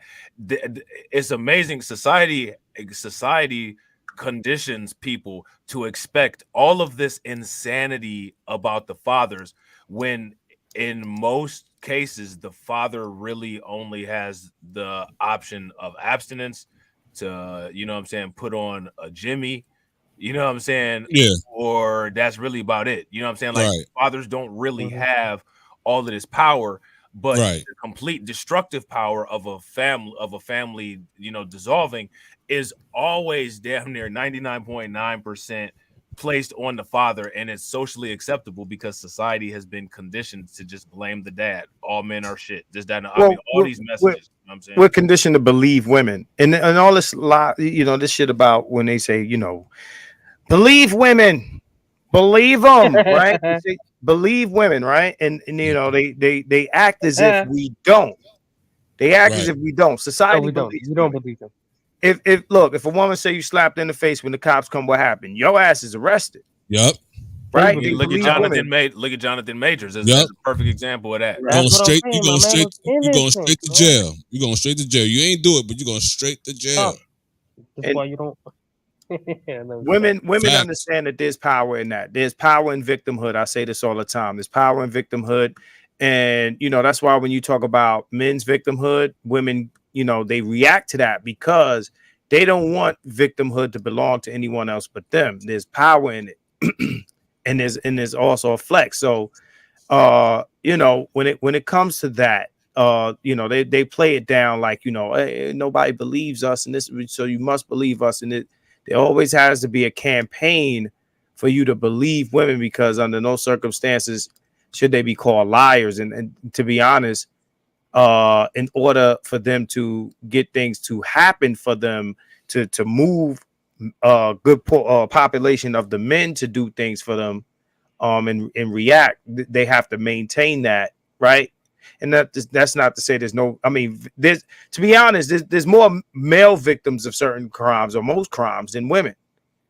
You know, women, to be honest, in you know, as far as on the streets, because in jail it's a different thing, but on the streets, when you talk about sex crimes, right? That's pretty much the domain of victimhood that women have. Outside of that, they lose by every metric, right? So they have to maintain this idea that women are the supreme victims in society, because that's a way to get men to move on their behalf, because only men can make other men do shit or not do shit. Women don't have, you know, the power or the you know, the physicality to make men do shit. So they have to use manipulation tactics. And that's one of the things that they're able to do is they have to be a perpetual victim in every situation in order to you know, move men to do what they need to do. And they train them from young. As much as we like to talk about the grooming of women are the consummate groomers. All right, they're the queens of grooming. They groom boys and girls, right, from young to believe the stuff that we're talking about. because they're the custodial parents. So how the hell could we groom? That's what I'm saying. Yeah. I didn't, I didn't mean to cut you off, but I agree with that 100% because that's what I'm saying about how little, like, there's very few things that men have control over when it comes to the family, and most of those things that we have, most of the things that we have control over come at the very early stages of the family or in the formation of the family. But once the family or once the relationship union has gelled together, for the most part, in most cases, when it comes to looking at things in terms of legal arbitration or a court case, the court, for the most part, there's an automatic amount of siding that the court does with the woman. Undeniably, automatically, woman gets sole custody of the child. You know what I'm saying? Even the facts of the talks of, alimony and all of that. You know what I mean?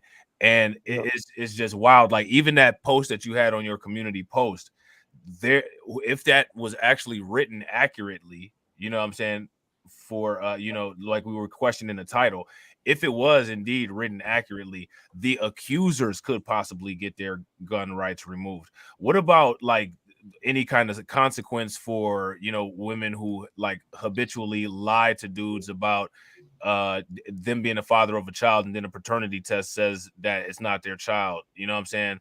Or, like, what about the back child support payments that during a custody battle, when the father gets emergency custody of the child, you're still paying child support to the mother. Like, the father never gets that money back to put it back into investing into the child. Like, it's wild how those two concepts exist at the same time, but only one of them is actually true. You know what I'm saying? Hey, right, man, that's why you don't mess with white women. You know what I'm saying? real quick, Sister Val, don't take anything personal. We're just talking in general about how things are in our reality. Now, if it doesn't really pertain to you, don't take it personal. Definitely, children will see what the parents are doing. You know what I'm saying, and they will come up to with their own conclusion. You know what I'm saying.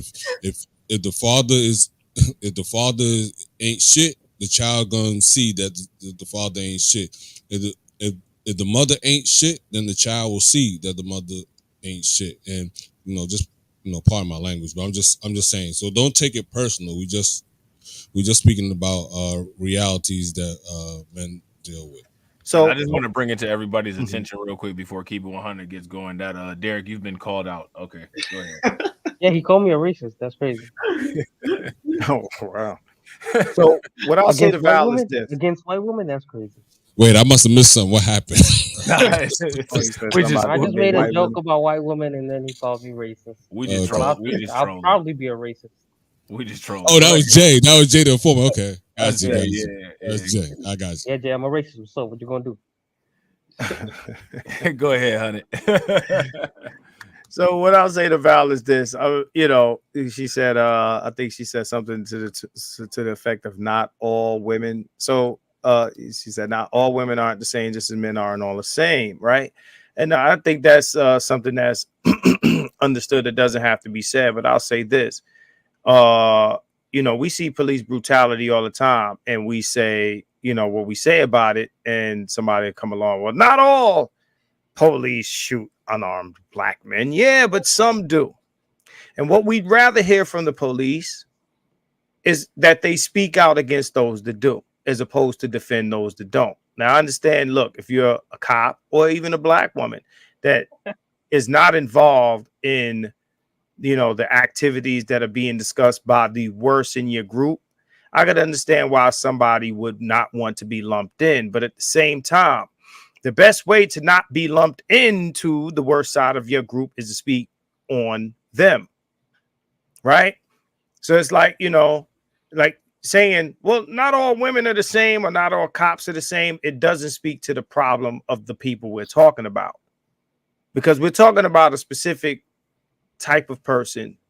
And to be honest, there are a lot of these women, just like there are a lot of those officers. So for us not to talk about it because of the less than half of the population that don't do this stuff, don't think like this. And yeah, I am saying it's less than half. I'm confident in saying that, right? This is a problem that is more than half. You understand? I'm speaking about the woman issue. A lot of women think like this. People say, oh, you're pulling out your stats and this and that. Yeah, there's numbers, there's studies and this and that to back up what I'm saying. So we're not talking about all of you, but we're talking about most of you. And I don't have a problem saying that. We're talking about not most of you, but most women. And the funny thing is, women who whatever we say doesn't apply to, they know women like this. They know women like this, but instead of saying, well, yeah, those women need to stop doing that, and I'm not one of those women, and I'm against those women, they say, well, not all women. Right. Which is an admission that they know not all women are like you. Right.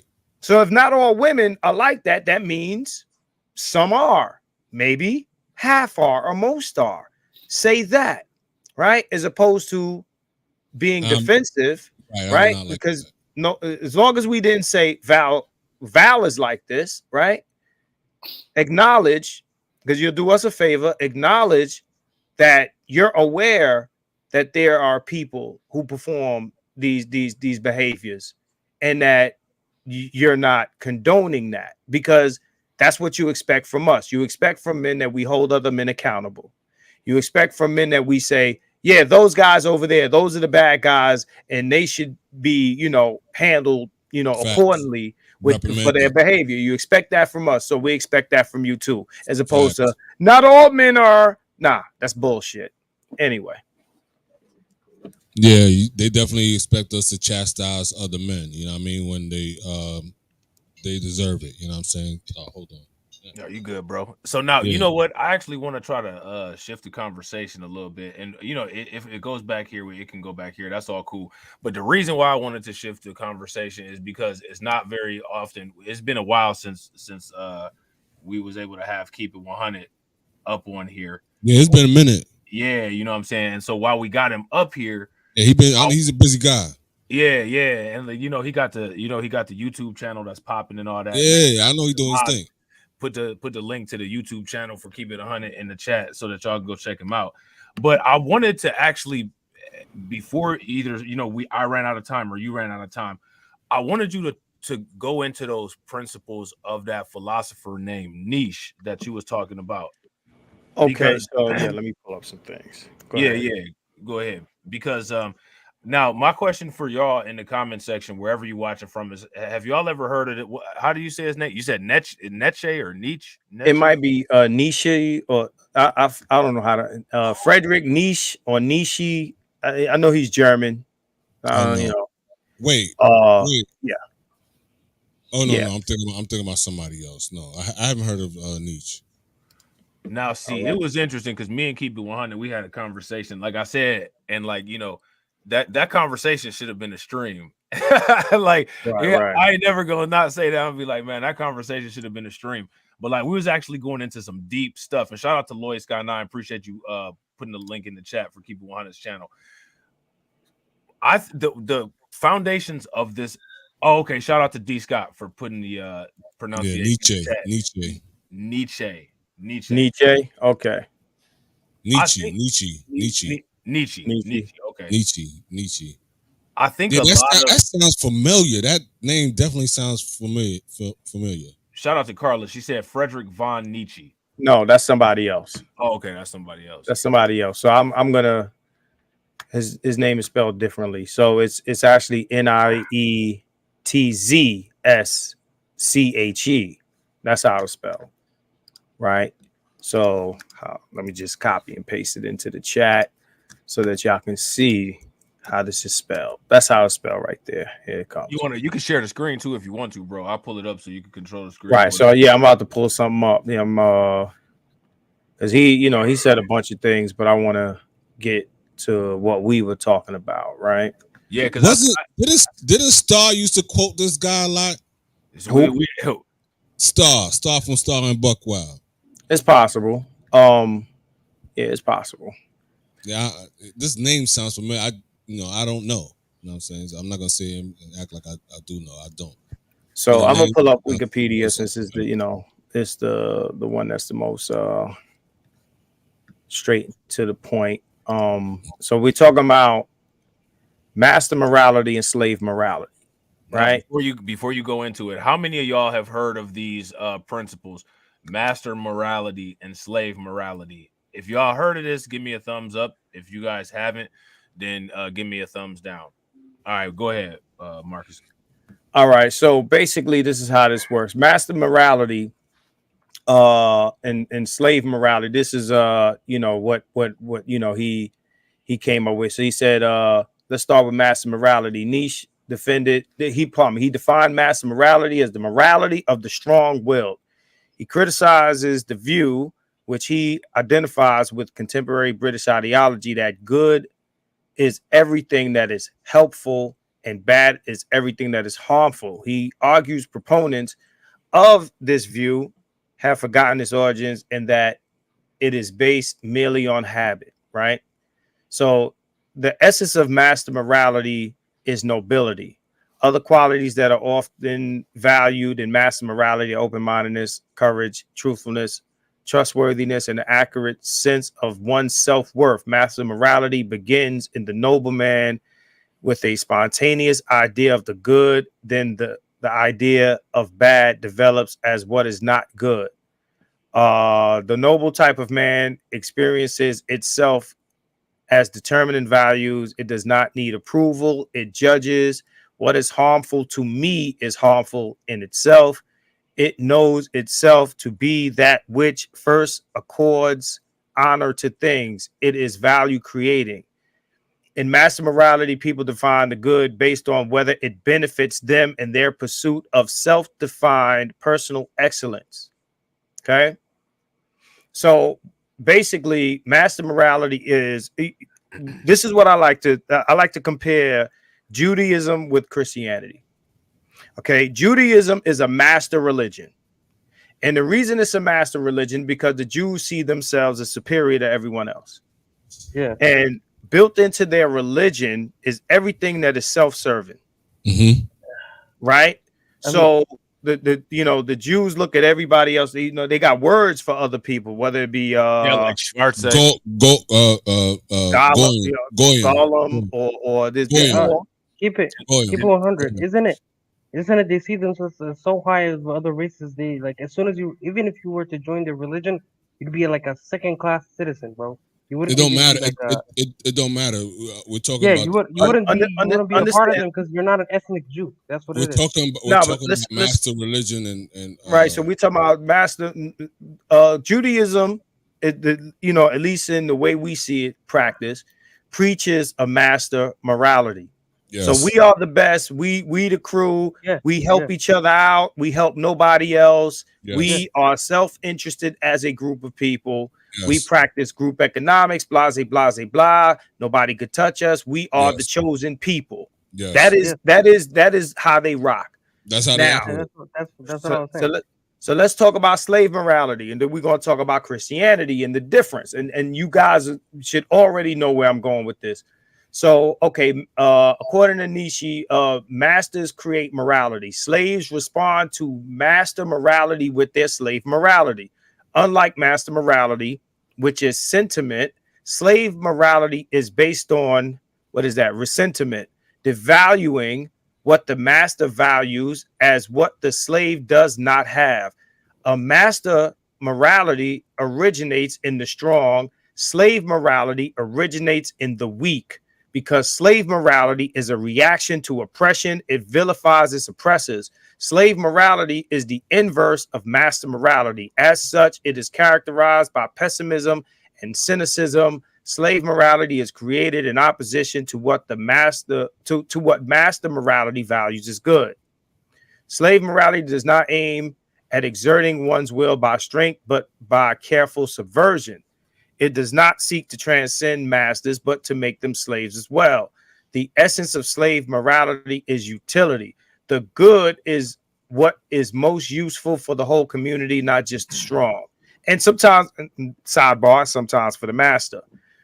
Nietzsche sees this as a contradiction, since the powerful are few compared to the masses of the weak. The weak gain power by corrupting the strong into believing that the causes of slavery, will to power, are evil, as are the qualities of the weak could not choose because of their weakness. By saying humility is voluntary, slave morality avoids admitting that their humility was in the beginning forced upon them by a master.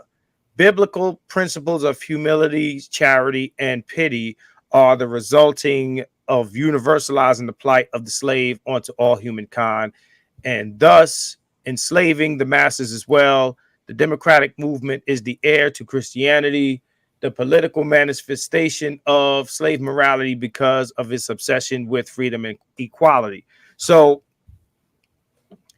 slave morality is pretty much finding, righteousness in, again, being a victim or being oppressed, or, because how can I say this? That's Nietzsche's understanding of it, but I hear what you're saying. Right. So let's talk about Christianity for a second. Christianity teaches you to obey your masters, turn the other cheek, love your enemy. And these are things that are taught to you to be righteous, because as opposed to, being self-interested or self-determined or fighting fighting against the master, right? Those things are seen as being evil. The other thing Christianity teaches you is to be poor, to have nothing, right? And all of these, the meek shall inherit the earth, and things of that nature. So righteousness can only be found if you forgive, if you're broke, you're poor, you're enslaved, you got whips on your back. This is how you find God. This is how you find righteousness in Christianity, by being a slave, by being in servitude of a master. Right. So I used this when I was discussing with him, us as black people, this is what we learn. And especially as black men, right? Put our women aside. As black men, we learn that there's nobility in servitude. Right. This is even translated into the way that politics is played. Wait. I'm gonna push back just a little bit, because even FBA men have always, even though they were in the faith, they definitely stuck their necks out. You know what I'm saying? We have multiple examples of people that stood up for their people regardless. They weren't the masses, bro. You had outliers. You're always going to have outliers, but the masses are exactly what we're talking about. I mean, to be honest, I can agree. I can agree with that to a certain extent, but we're talking about Christianity. Well, let's talk about Christianity. Christianity was given to slaves for this exact purpose. Is for you to say, okay, in order for you to make it to heaven, right? Yep. In order for you to make it to heaven, in order for you to to get salvation, you have to behave, you have to obey, you have to bow down. You know what I'm saying? There's no salvation. Yeah. Right. There's no salvation. This is the thing. Anybody that grew up in Christianity and still follows Christianity is going to have, they're going to be in opposition to what I'm saying.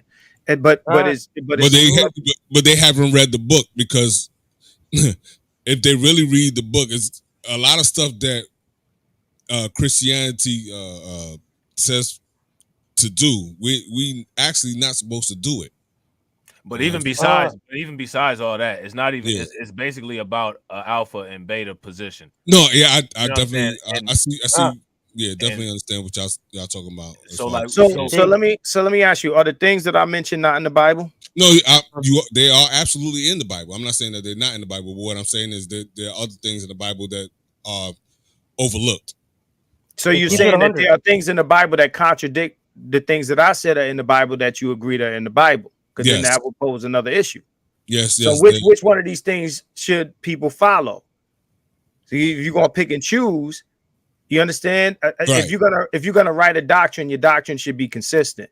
Right. You can't write "Thou shalt not kill" and then you later in the book you tell motherfuckers to go kill people. No, I'm saying there's killing all in the Bible. You know what I'm saying? That's But why here go the that's thing, why people hey. like to get rid of the Old Testament type stuff or whatever. But even that's what the Christians.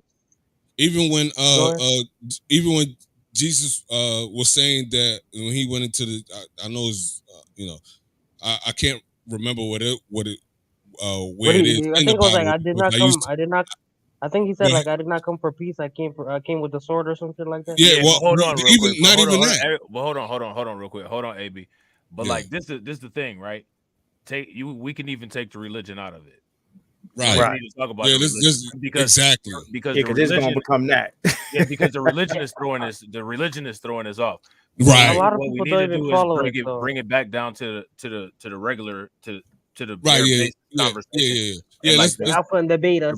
I give it to you another way. The same way black people, anytime something happened to us, they ask us, "Do you forgive them?"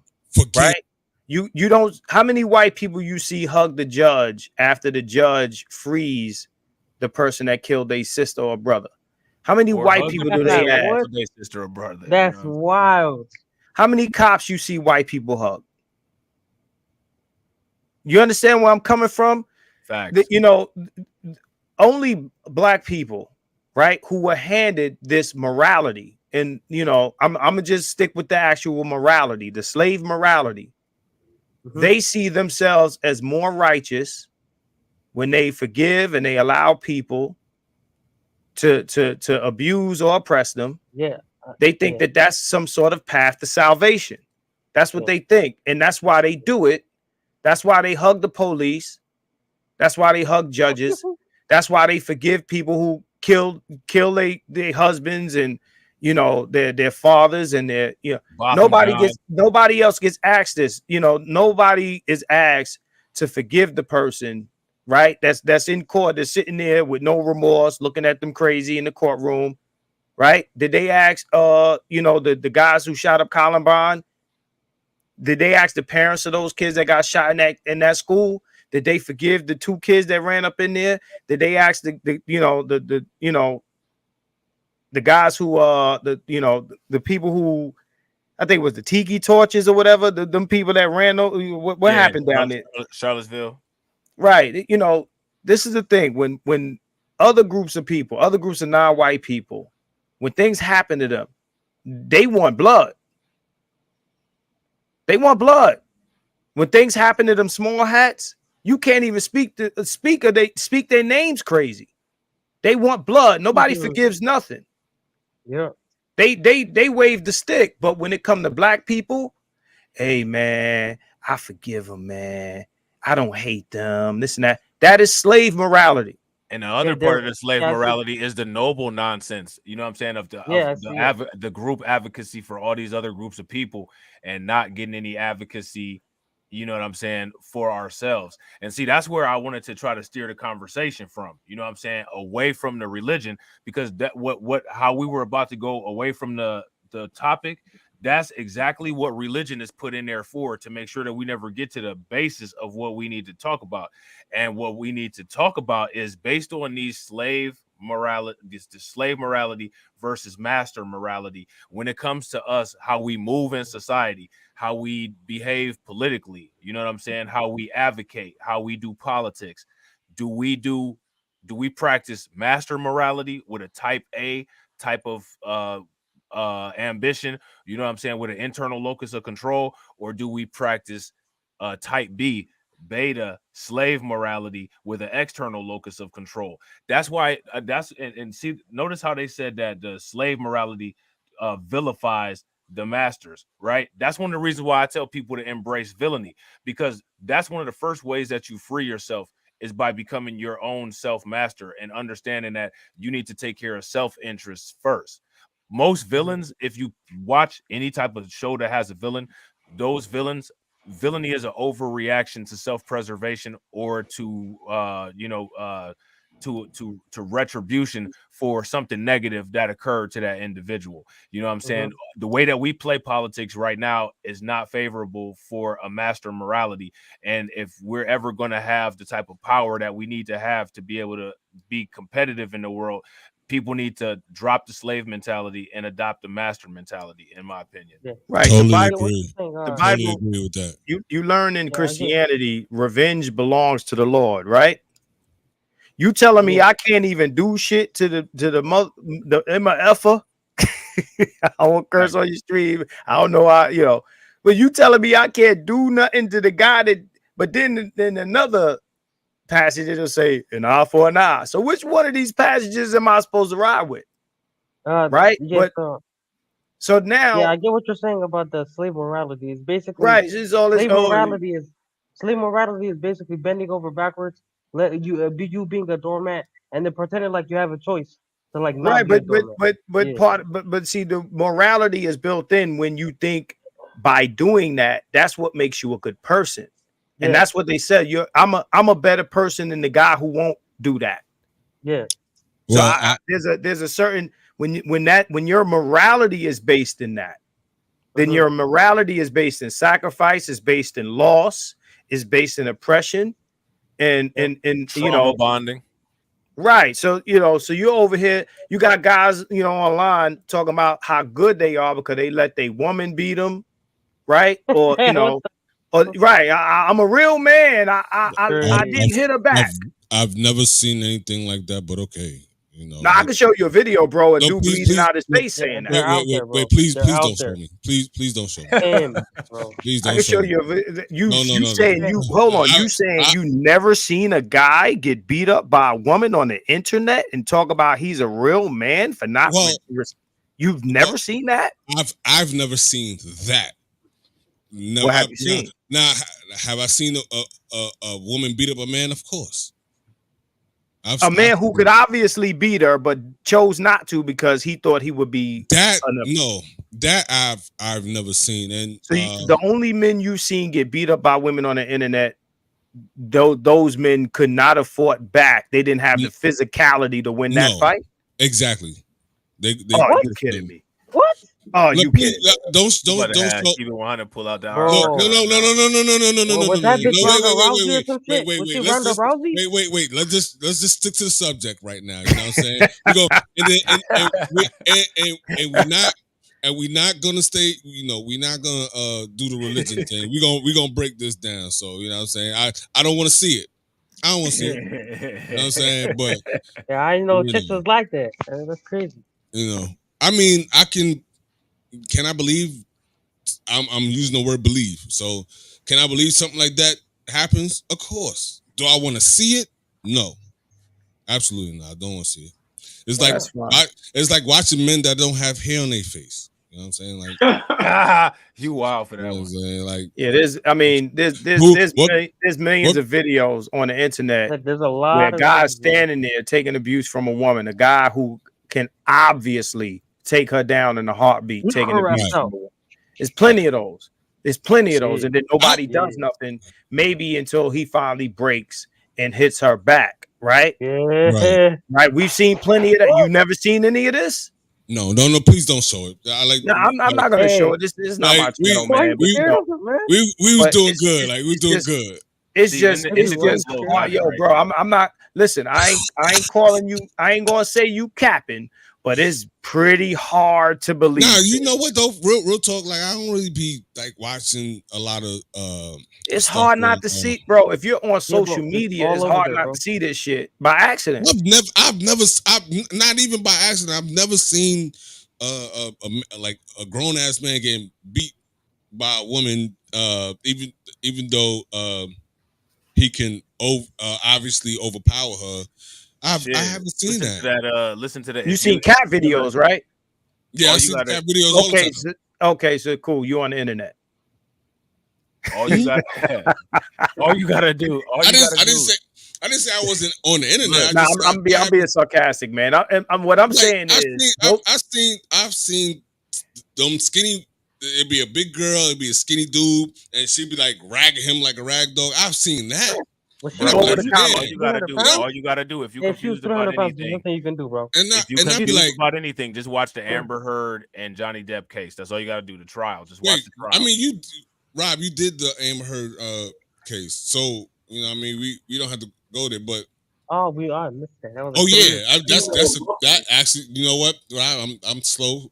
Apologize. you just got it right now. I'm like, yo, Rob, you just did the you did the Amber Heard joint. You know what I'm saying? But yeah, see, that's that's a good that's example a of that. great that's definitely a great analogy. Great example. Absolutely. You know what I mean? But I haven't seen You know grown he could have big knocked her out. really. This is as common as cat videos, bro. You know what I'm saying? That's God like. damn, like that. I mean, did you see the video where Beyonce's sister kicked Jay-Z? Oh yeah. What did he hit her back? Yeah. Hold on. Did Jay-Z hit the girl back? No. So then you seen a video where a man got attacked by a woman he could obviously beat. Okay. There it is. Yeah, you're right. I that means you seen one, bro. Like, yes, you know I what have I'm saying? seen one. You know what? But you know, you had I forgot about that. You know what I mean? Like I don't. Man. When you say like when you say a man, like you say a woman beating up a man, I'm not thinking about like Jay-Z and nothing like that. He's a man, she's a woman. I'm not. Yeah. Even I wasn't thinking about that. You're right. You're 100. You're right. I'm not saying you're not right. All I'm saying is, did you want to see like The Rock beat up like? wait. Like a little tiny wait. Like where we going? What Lenny Kravitz's daughter? Zoe Kravitz. Yeah, that's her name. That's his daughter's name. Yeah. This The Rock versus Zoe Kravitz. See The Rock getting beat up and not doing what's anything? going on? Like, wait. I'm being silly, bro. Don't mind me. I haven't seen none of these videos. I don't know what's going on. No, I made that up. That's what I'm saying. Like it would have to be that extreme for somebody to say, "Oh, I remember that." But bro, if you see, I'm just saying, like, right? I'm just saying, if that's how common the shit is, it even happens among celebrities, you know. And mind you, they didn't think that a camera was on them. Wait. No. Jay-Z knew a camera was on him. Jay-Z absolutely knew a camera was on him.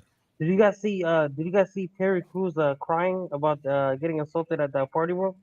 I think it was like 2 years ago. Yeah, we it was more than that, but we remember that. Yeah, nobody, crazy, man. How you gonna cry and you're this big, bro? Nobody takes Terry Crews serious. That's what I'm saying. How are you this big and you're like, bro, you're big for no reason, bro. Like, that's little. I had this discussion with people, right? It's not about he couldn't defend himself. It's about power. Nobody cares. That's what we talking about with this master and slave. Bro, power is more than physical, bro. Fact. No. I'm that big. I'm juicing on fucking crack. Yeah, that's easy. Listen. Okay, so let me paint. Sounds great. Sounds great. Let me paint the picture for you. You move to Hollywood, and after a gazillion auditions, you finally get a movie role. You get a movie role, they like that. You get another movie role, you start getting paid. You got your wife and your kids. Y'all get a nice big house in the valley or wherever, maybe in Calabasas. Your mortgage is this much a month or whatever. And now you're getting these movie roles and you're paying your mortgage and you buy your wife a nice house and this and that and the other, right? Right? Now, you go to a party. You know, small hat dude grabs your nutsack. Right? Oh, nah, son. Can't grab my nutsack, son. Pow! Right? You slap him. What you thought this was, kid? I don't slap him. I knock him. Hold on. Wait, Derek. Whatever you say you would do. Nah, son, you can't do that to me, son. I'm big, son. I'm muscular. Right? You slap him, right? I got the power, nigga. Now, you know, he talked to somebody. He talked to somebody else. You on TV. You know, you attack this man, whoever this man is all over the sea. Oh, but he did this to me. Nah, but you slapped him, you attacked him. Now, mind you, we talking about power, right? We're talking about a second ago a group of people who practice master morality, right? Yes. Now they all mafia up on you, they mob up on you. Now your career's done. House payments can't make it, car payments can't make it. Now you got to leave California, go back to wherever you moved there from with your wife and all these kids. That life is over, bro. Facts. You think it's worth that? Before I destroy your argument for a second, give me a second, okay? I dare you. It depends. Wait. I dare you destroy that argument. Wait. Hold. Derek, I just want to say one thing before you start talking. 100. Let me drop this, by the way. Continue. It depends on how much money you have. And go ahead, Derek. No, I was gonna say that was my argument. Wait. So I just said his career just started. Keep 100. No. Keep 100. No, go ahead. I'm gonna hear you out. Whatever you say, okay. Listen, you go ahead. Was the guy who grabbed this nutsack one of those small height guys? Was he? Oh, yeah, he was. Yeah. Of course he was. Yeah, he was, but he wasn't. Bro, it's Hollywood. Who else is it? Yeah, who else is it? I thought it was some random nigga. Because listen, even if it is, who gives a fuck, bro? This guy has been in so many movies already. By this point, he's already done Brooklyn Nine-Nine. The same guy doesn't understand how Hollywood works. Right. Yes, listen. No, stop, Derek. Derek, hold on. You're done, Derek. You're done. That same group of people that you're talking about right now, de-billionaired Kanye West, and are currently engaged in a war where none of the information about what's going on the other side is being played, and they're upticking, acting as if people are being attacked because all of the media outlets are controlled, and they had an AIPAC, which is one of the most powerful political organizations in the entire world with more money to throw around. Listen, this is where you have to get wisdom. You know what I'm saying? Like with age and stuff like that. It doesn't matter how big Terry Cruz's muscles are. Listen. None of that matters. Can I somebody that's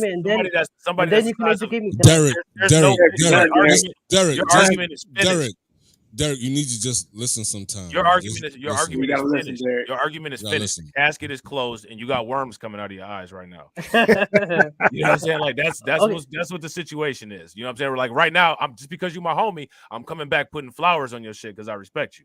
Okay. You know what I'm saying? Okay, so listen. Does he not have millions of dollars already? Did this guy just not hear that they de-billionaired somebody? Hold on. You heard that they de-billionaired somebody. You come back, your response is 100. A billionaire? 100. He's still young, and Kanye West had $1 billion in one company. In one company, had $1 billion. Derek, right. So how much does Terry Crews have? I just shared his net worth.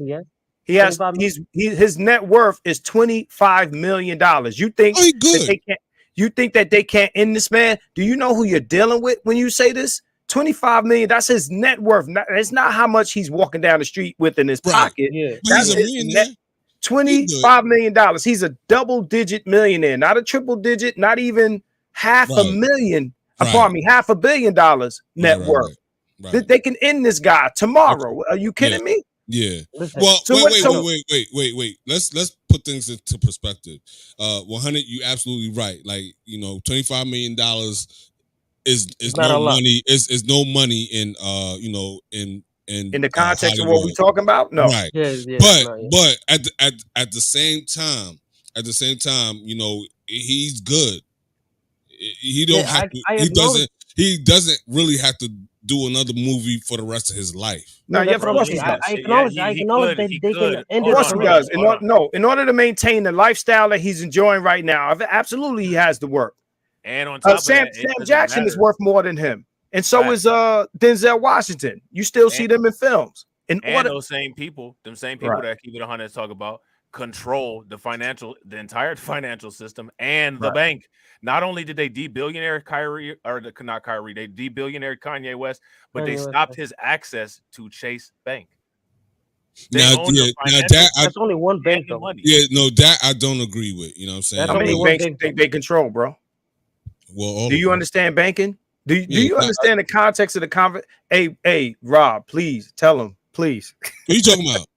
Yeah, he's saying that's only one bank. Oh, you talking about Derek? Oh no, that's Right. That's the company. Okay, never mind.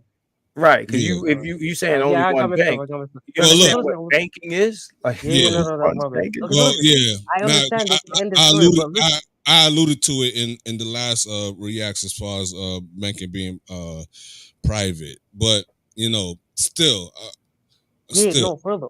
I I'm know I'm I'm young. am I I know saying I'm young. am I I'm saying playing, do nothing, say nothing? I'm not That's what I'm saying that, saying. but you can't I'm respond like No, but listen, see no, it's listen. guys with nothing to lose talk about what they would have did to the man. That's what I'm right, saying. That's what I'm saying. right. Listen, Facts. but bro, that's insane. You're No, gonna let another man wait. grab your nutsack in front of I'm your playing wife devil doing nothing? advocate though. I'm playing Oh my devil's God. advocate.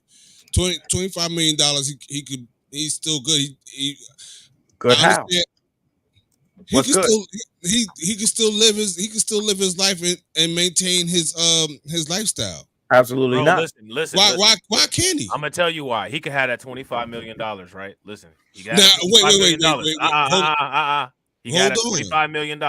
Yeah. And now these people, the same way that they stopped the Take it away. business network with Adidas, and stopped the business network with Chase. All they have to do is basically reach out to their colleagues and say, don't do business with this individual. So now after somebody said, don't do business with you, and your money becomes good nowhere, your money is radioactive and you can't do transactions with it because everywhere where you need to do business is not accepting your money because somebody told him to. How good is that $25 million? It's not good. Okay. We just got. Can you guys tell me how you would respond? Like, you just gonna let him grab your nutsack in front of your wife? Demasculate you like that? I wasn't going. Derek. You on the. You're not thinking big right now. I overdosed on red pill. Sorry. The young guy train he's on. I overdosed on the red pill. Sorry. So. Yeah, I stepped away for a second. I don't know if I missed anything, but bro, let me explain something. Yeah, $25 million for a man, like, because we don't know how much this man spends a year on his lifestyle. We don't know. Well, can we do an experiment like on how much interest you get on $1 million? I mean, that's how you going to get any interest if your banks, you're not allowed to use the bank anymore because they said you can't use the bank. That's because you right. That's crazy. What's your name, my man? Not AB.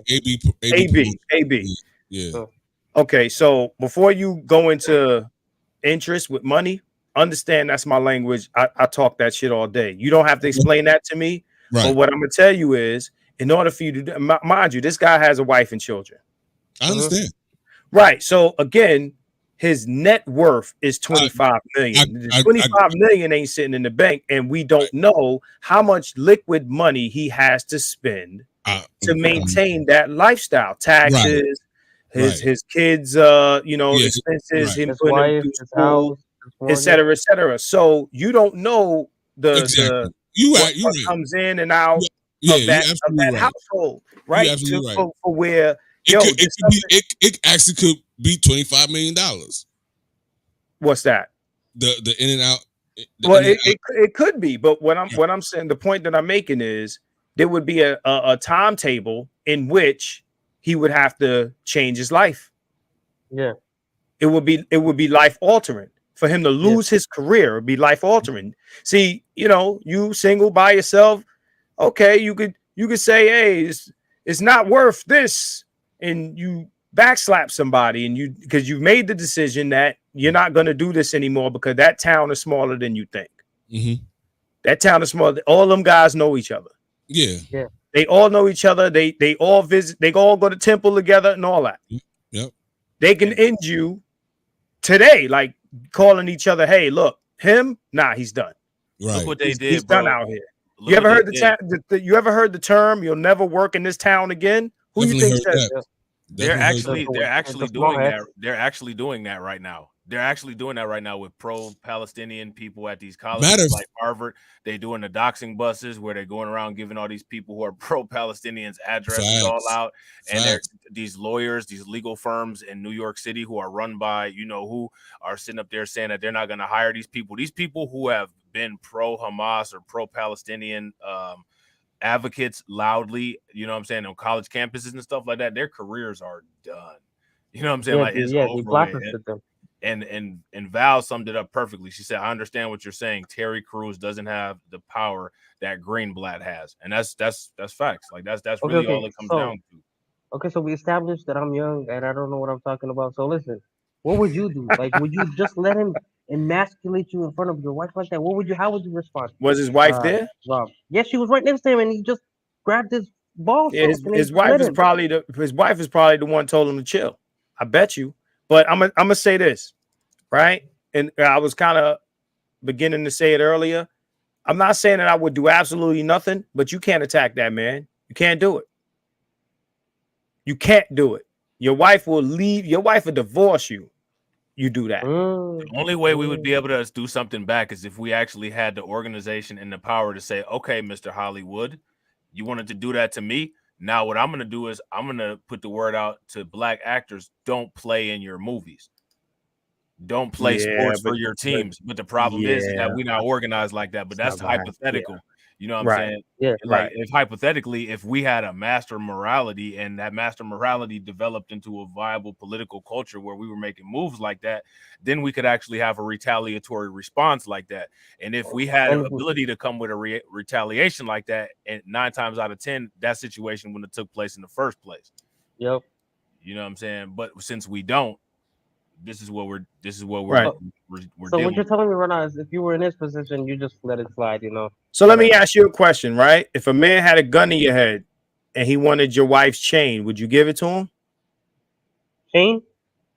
If a man had a gun in your face and told you to tell your wife, take her chain off and hand it to him, would you do it? Of course. Yeah, get him 100. Get him 100 because you know what? This is the equivalent of that. Yeah, like right. So understand in the same way that your livelihood, and that's why they call it a livelihood, can be taken, is the same way that your life can be taken. This is facts. They taking your life away, right? So again, you would let that man, what you said, violate your manhood, you know. Bitch ass nigga, hand that shit over, or I shoot. That's what I said. You're gonna do exactly what that man with the gun says. But it's not the same. It's exactly the same. It's exactly the same thing. This is just a piece of jewelry you bought. But so you're talking about what you're talking about. Derek, what you don't want. Let me tell you something, point. brother. Yeah, let me tell you. Let me say this. Yeah, he's missing. Listen. Look, that same woman that you trying to protect your manhood in front of is going to divorce you once you lose that career. But I still okay. Bro, here's you still what? Derek, go ahead and say it. Nah, let him say it. But you still what? I ain't let him play me. No. Keep it 100. I know what you're saying. It's like your livelihood is the same thing as your life. That's what you're saying. And for a man, yes. For a man, absolutely. Yeah. Okay, I get it. For a man, it absolutely is. So, but what I'm saying is that same woman that you're trying to protect your manhood in front of will leave you once you lose that career. She'll leave that same nigga. That's tough. She'll leave you. So what you think you're doing is not exactly what you think.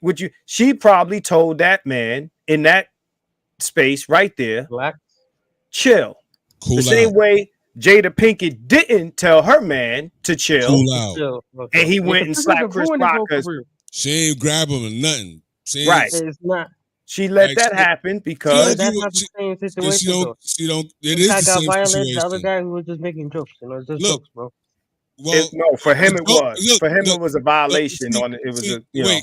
So this is the thing, Derek. You gotta understand, like, disrespect come in many different forms. You know what I'm saying? So, look, I don't agree with what Will did or whatever because of how his wife conducts herself, but she definitely had option to get up, grab him, like, yo, don't go up there. Type just stuff. Like Val said I would take my own chain off and give it to him so my husband wouldn't. There you go. That's right. That's right. That's a rider right there. That's a rider right there. Well, here go my thing for Derek. Everything that you're arguing against with me and Marcus, try all of that in your real In the life. real world. Yeah, In you real get world. fucked up. And You get hopefully, fucked up. You get Try that in the real world. You do that, and then Yeah. hopefully we'll See what you have to say about it see next what time. happened. It's See good what that happened. it's good that I didn't actually try that in real life. You know, I'm just trying it with you guys in in this call. But listen, I know I'm young and I need to experience more. Their life. And yeah, that's what I'm saying. Nah, you All need to right. start. You need to start You trying. just listening. You need to start trying out this stuff in real life. I need to let my ego go, but that's what it is, bro. This is a violation. This pissed me No. off. I wasn't thinking that, bro. When you get violated get like hurt. that, you're not You thinking go that find. deep. You go. No. When you're violated like that, you're not thinking deeply, bro. You're just angry as fuck, bro. Well, that's when you gotta understand how to you gotta be more analytical. Calm. That goes back to the master mentality and the slave mentality that we were talking about. In order to be a strong individual, you got to understand how to get power. You got to understand how to be able to manipulate power. You got to understand how to be able to control yourself to where you might not be able to do something at this point, but you'll be able to ultimately come back and make the move that wins the battle for good. You know what I'm saying? What I would argue was that what Terry did was the slave mentality. He just rolled over and just let him do whatever he wanted. He just turned the other. Terry's mentality went long before that. Terry just having to go to that guy for a job started the slave mentality, and the mentality started way before that. Yeah. You know what I'm saying? No, that's understand. That's mentality. You won't get to that point, right? That's not slave mentality or slave morality. Morality would mean that he did that to be a good guy, right? Yeah. And that's not what, because when you talk about morality, we ain't talking about slave mentality. We're talking about slave morality. And morality is I am of high moral character because I allow things to happen to me. And that's not what we're talking about right now. What you got to understand is what we are talking about is the art of war, right? And the art of war, right? You attack what is weak, right? Right. And in that instance, he could not attack that man because that man is more powerful than him. He has to wait for the right opportunity. He has to take that. That's a battle. It's not the war. You might lose a battle, but you want to win the war.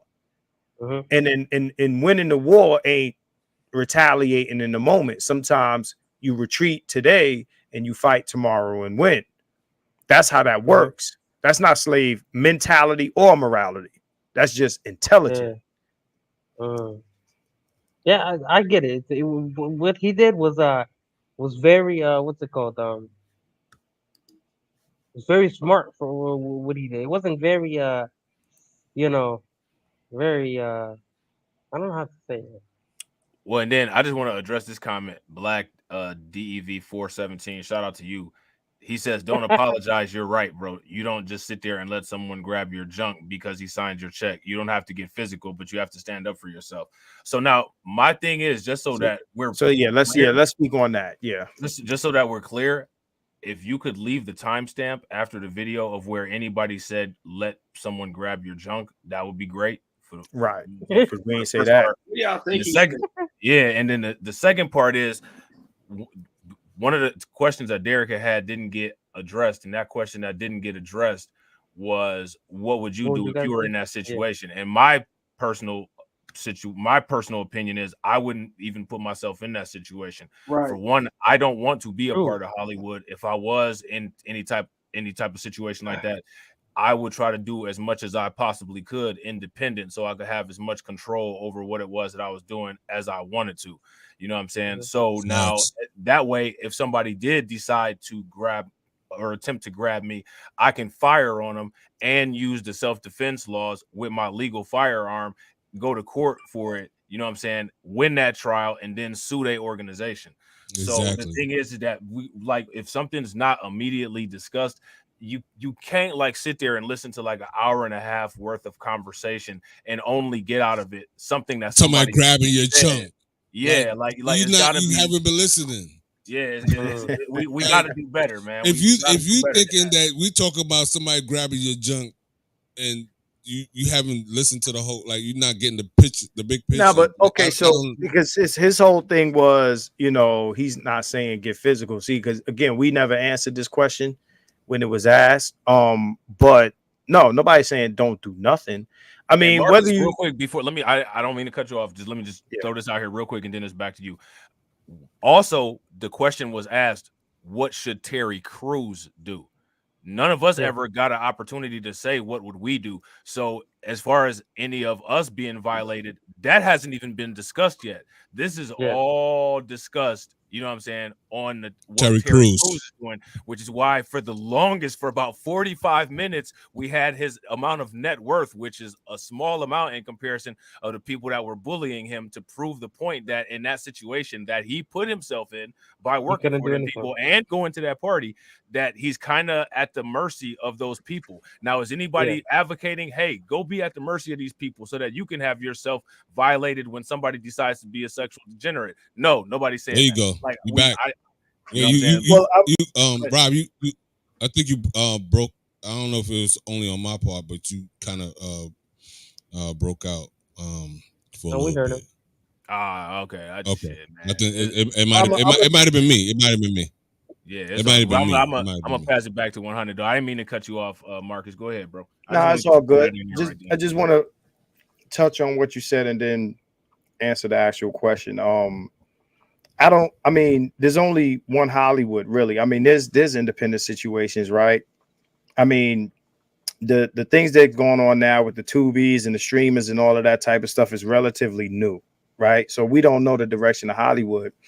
I wouldn't fault anyone who wants to be an actor, director. I mean, because you already know this is some of the stuff that I do. Right. That want to be part of that system. At the end of the day, most people doing most things are going to be working under somebody more powerful than them. It doesn't matter whether it's Hollywood or the NBA or the NFL or whatever it is that you want to do. If you know how to play a football well, I mean, shit, you could now play for Ice Cube, but again, more relatively new things, right? So the way the system has been set up is certain industries or things that if you want to do and you want to make this kind of money that we're talking about, there's only a limited amount of options, and you're going to be working for somebody. And at the end of the day, while you're working for that somebody, they may or may not try you. Right now, if this happens to you, then there's, ways you can respond, especially now. It doesn't have to be a slap to somebody's face or a punch in the eye either. The funny thing is we're talking about Terry Crews, but a lot of people get violated on a regular 9-to-5 jobs and don't do shit. And millions ain't at stake. Right? So like we can say what we want to say, but like I said, a lot of people go to their regular 9-to-5s and deal with they bosses and don't do nothing but tell the millionaire guy in the $1 million house or the multi-million-dollar house living a multi-million-dollar lifestyle, because he has muscles, he should have punched somebody in the face. And a lot of people got muscles and ain't punching the shift manager at McDonald's in the face. Man, the shift manager at McDonald's verbally abusing you like crazy, looking at you crazy, talking wild, smaller than you, all kinds of stuff, man. Hey, I don't know about you, but hey, verbal abuse is better than what's it called? Grabbing your junk. That's crazy. Right, but what I would say is the same thing that you would do if you was working at McDonald's and the shift manager grab your nuts. I would tell $1 million guy to do the same thing. You take it legal. Right? If I'm working somewhere and somebody grab my nuts, I'm not punching him in the face. I'm getting him fired. I might whoop his ass after he get fired, but I ain't gonna beat his ass there. Right? I'm not going. So look. Yeah, Derek needs to live a little bit more. So anybody making the argument that you just get your nuts grabbed and go about your business, nobody here said that.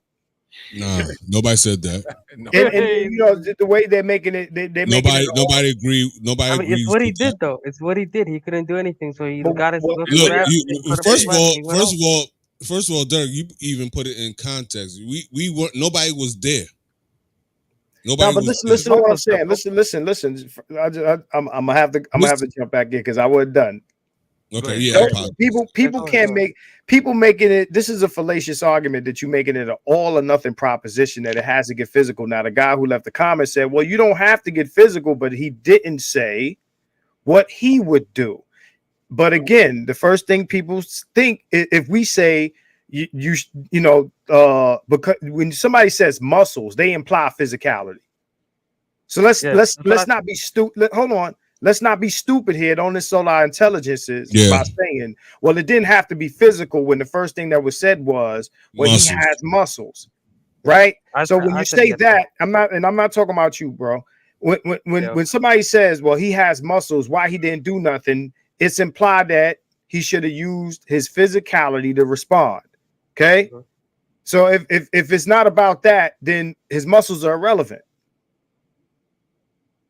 So any of the other millions of options that anybody could have done to respond to that, take those options, but you can't hit this man. You can't do it because you'll end up in a worse position, not only losing your career, but now you got an assault. Now he got an assault too, but now you got one too, because it's not a self-defense. Getting your nuts grabbed and punching somebody in the face as a response is not self-defense. I don't care what nobody here says. Now pull a law book. Pull a law book out to prove me wrong, but it's not self-defense. I don't care what you say. Feels like it should. I gotta look for my law book. Hold on. Destroy that argument because your life wasn't threatened. You got sexually violated. No, it's just sexually assaulted, or your nuts grabbed. It's not like you're blowing his brains out, bro. It's not like you're offing the guy. You're just punching him. Just a little punch, bro. All right, well then, hey, do what you do, but you're going back to Tennessee. Like I said, don't give us any more suggestions on the stream, Derek. We want to follow you around for a week and have you live life the way that you say everything on the stream. We gonna video record it and then we gonna react to it. And shout out to you because we know you're not gonna facts, Grind, and we know you're not gonna be there because you're not gonna survive that week of living like that. So we're gonna shout you out early, you know what I'm saying, and then we're gonna react to everything that happened to you that week. You know what I'm saying? Okay, so what I did was Aaron is I put myself in his position at that time. So I don't even be in that position, you know what I'm saying? Yeah, I agree with that. Shout out to P. White Wine. What's good? That's with crazy, it, bro? He was like, well, why'd you do that? I did say that though. I said he has big ass muscles. Why isn't he fighting back? That's what I did say. So that's what you were responding to. I mean, you said muscles. You said muscles. Yeah, that's what you were responding to. He has muscles for no reason. You're gonna hit him. That's what it means. That's what I said. I literally said you had to punch his teeth out. That's what I said. Yeah, you didn't say that, dude. Hold on, y'all. I got the I'm looking for it in the legal family advisor right now. This dude AB bro. But if he wasn't I'm looking for it for real. If he wasn't a small hat wearing guy, then you can, I wouldn't even be close to him anyway like that. You too close to me, bro. Back up. Yeah, that's yeah, but I want to get back on that slave morality versus master morality. And the question that I want to ask is, do you all feel that people have been conditioned to practice politics and live life and go about their ways using a slave mentality to the point where people don't even understand a master morality and people think that a master morality is wrong? Because if you ask me, it's a real simple paradigm shift. If people start to understand master morality and actually practice life living master morality, people will see everything that's wrong with the world and why we're in the positions that we're in right now. You know what I'm saying? I think that the master morality, slave morality situation is the OG predecessor to the Democrat and Republican Party and how we behave as, dealing with those politics. You know what I'm saying? Like, to me, like it sticks out like a sore thumb. Definitely, I can agree with that. I don't disagree with that. Yeah, yeah. Let's get into it. You know what I'm saying? Like, I mean, he touched on it. Part of what I read, it says something about liberal. Back up, Marcus. Yeah. That was Nietzsche, right? Yeah. Yeah. Okay. I think I've heard back into it. He was on an episode of you wanted to bring it back up? Yeah. If you still got it. If you don't, it ain't no big deal. No, I still got it up. It's in another tab. All right, bet. All right, so I'll share it. And real quick, y'all, if y'all haven't smashed the like button yet, please take a moment, smash the like button. Shout out to everybody that's watching wherever y'all at. If y'all haven't shared the stream, please help us out. Share the stream. Yeah, like if you haven't, subscribe if you haven't.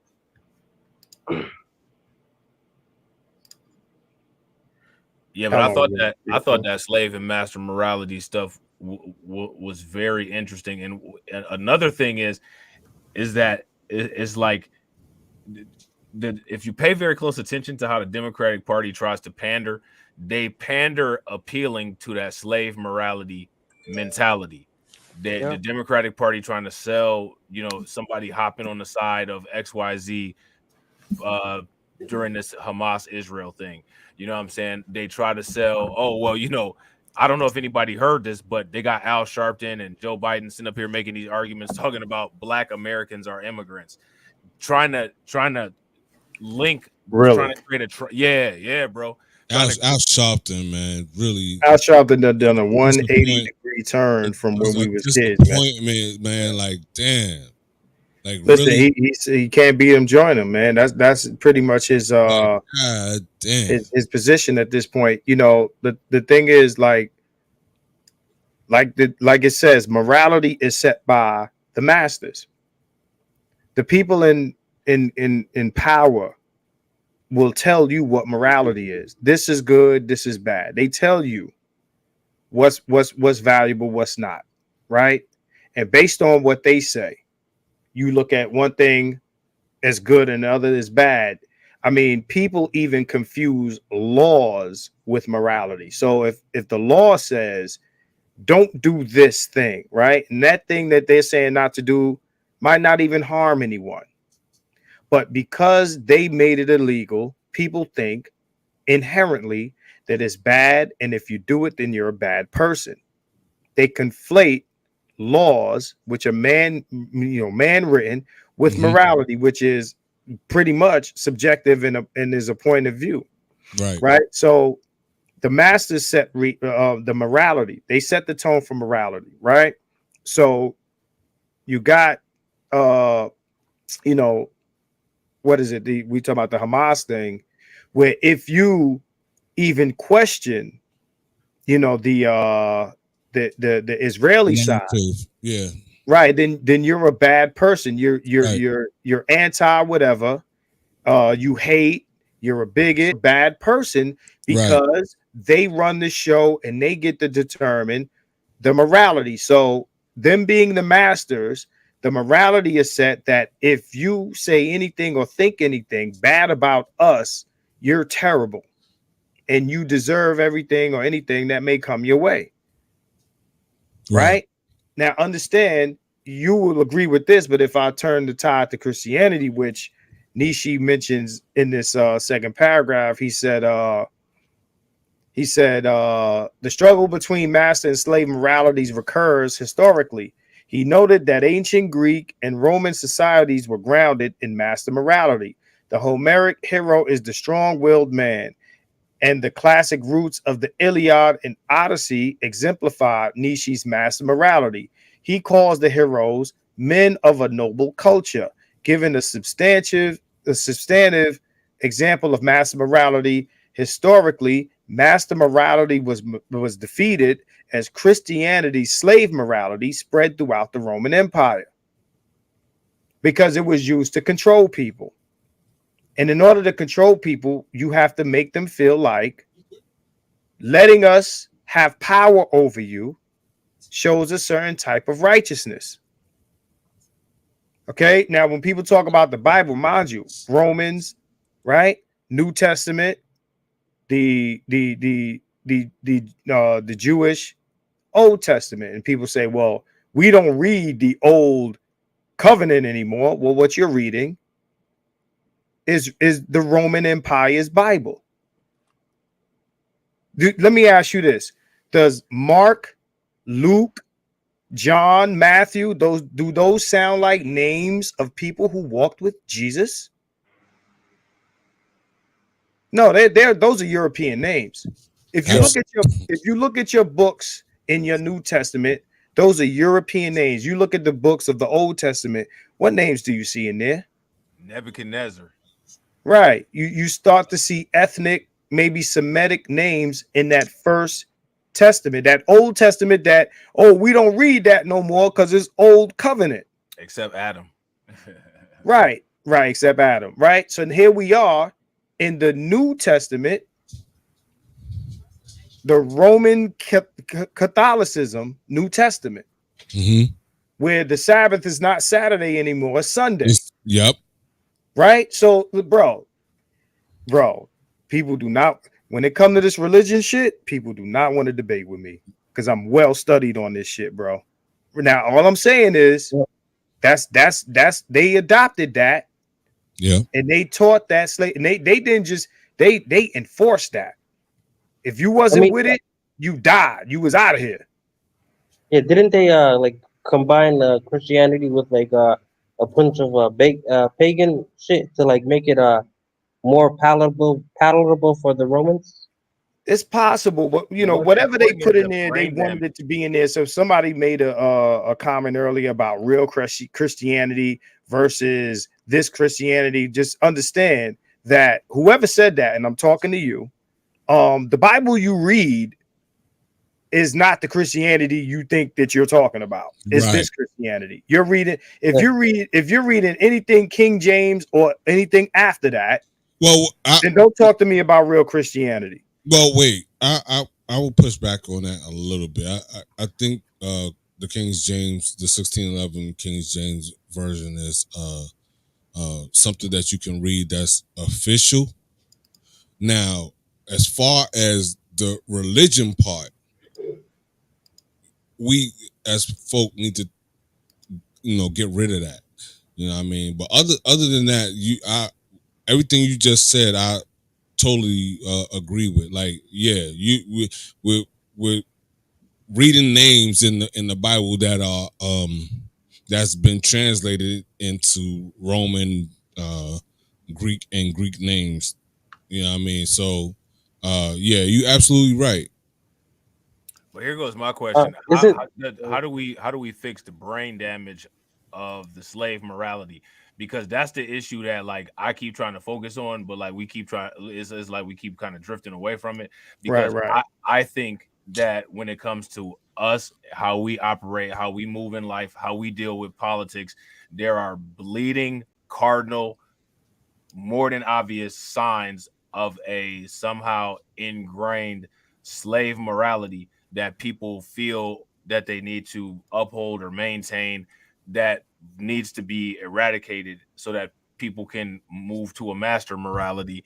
Get rid of religion. Circumstances. Get rid of religion. That's one of the things. You know what I'm saying? That this is the thing, though. I think rid of religion. Get rid of. Well, yeah. But I'm not saying don't believe in anything. There's a difference. It does. No, listen, bro.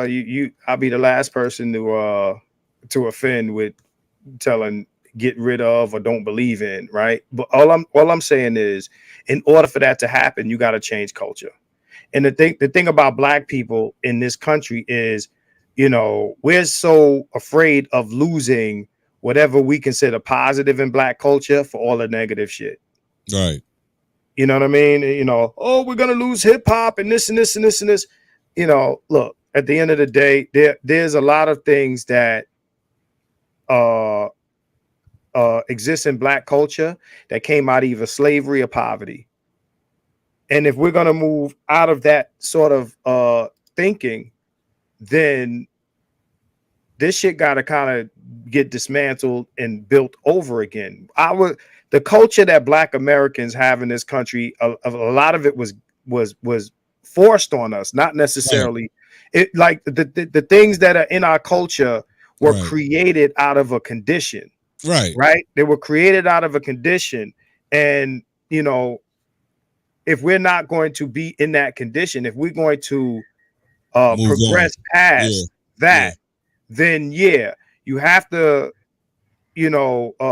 pretty much throw that in the garbage and move forward, especially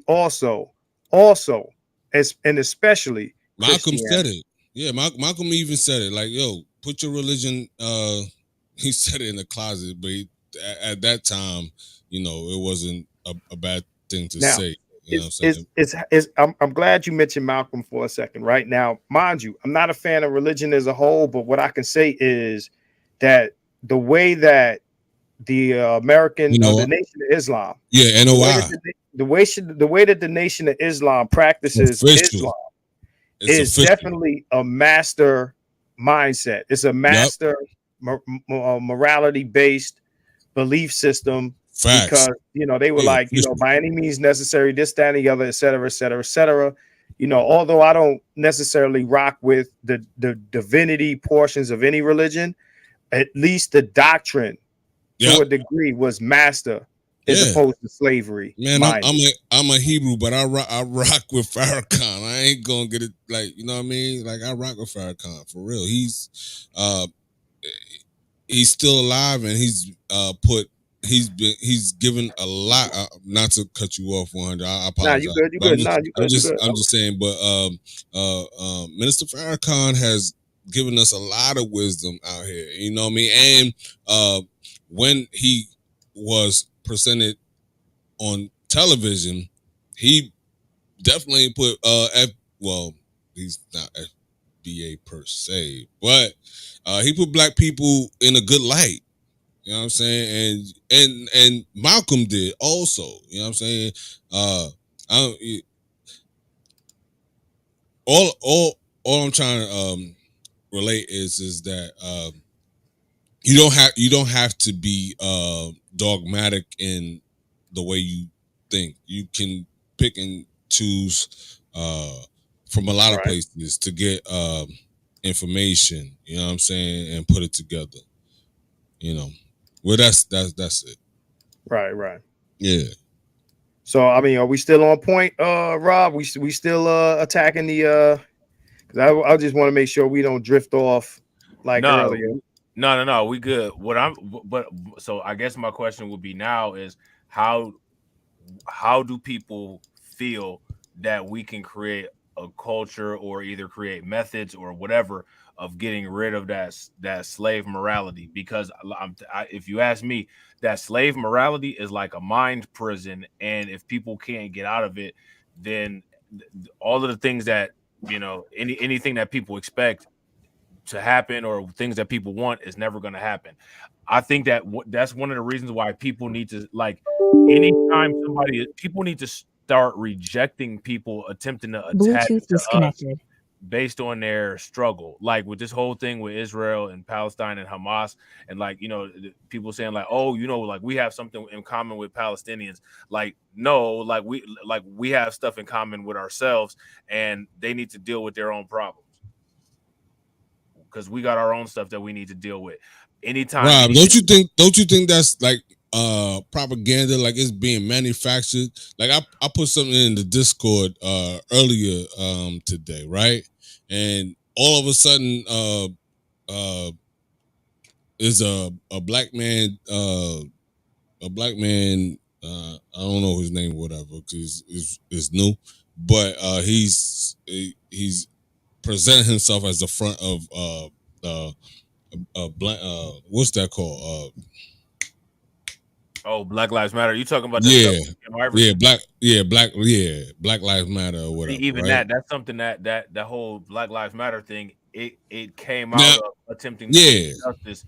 You know what I'm saying? It came out of attempting to get justice based on what they said in the master mentality and the slave mentality, oppression and stuff like that, right? Right. Like, I get it. I understand that, like, the oppressive circumstances that we deal with, but we got to have a master morale mentality, which means that whole Black Lives Matter thing, people attaching to that, and like, people should never draw their energy off of anything negative that we have. And honestly, we need to start conserving our energy and not let people even have any access to our energy at all without giving us something back in return.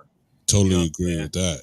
And I think that's what Marcus was talking about in the beginning of the stream when he was saying, Trump was like, well, black people don't have nothing to lose. Go ahead and vote for me. And Joe Biden was like, well, you ain't black if you don't vote for me. Nah, you ain't paying nothing, which is why you're not getting voted for. You're not offering anything. I don't care about nothing to lose. Not having nothing to lose and having something to gain are two different things. I want to know what I'm going to gain. Right. You know what I'm saying? Facts. Right. Facts. You know what I mean? Yeah. We didn't have nothing to lose. The fuck? We ain't have nothing to lose. You know what I mean? We trying to gain everything. So definitely. But yeah, Me personally, look, I have my beliefs, right? I have my own beliefs, but I'm not gonna pigeonhole anybody to what they believe. You know what I'm saying? My religion, even if I want to call it a religion, I don't involve it. I mean, it's somewhere else. So definitely getting rid of religion.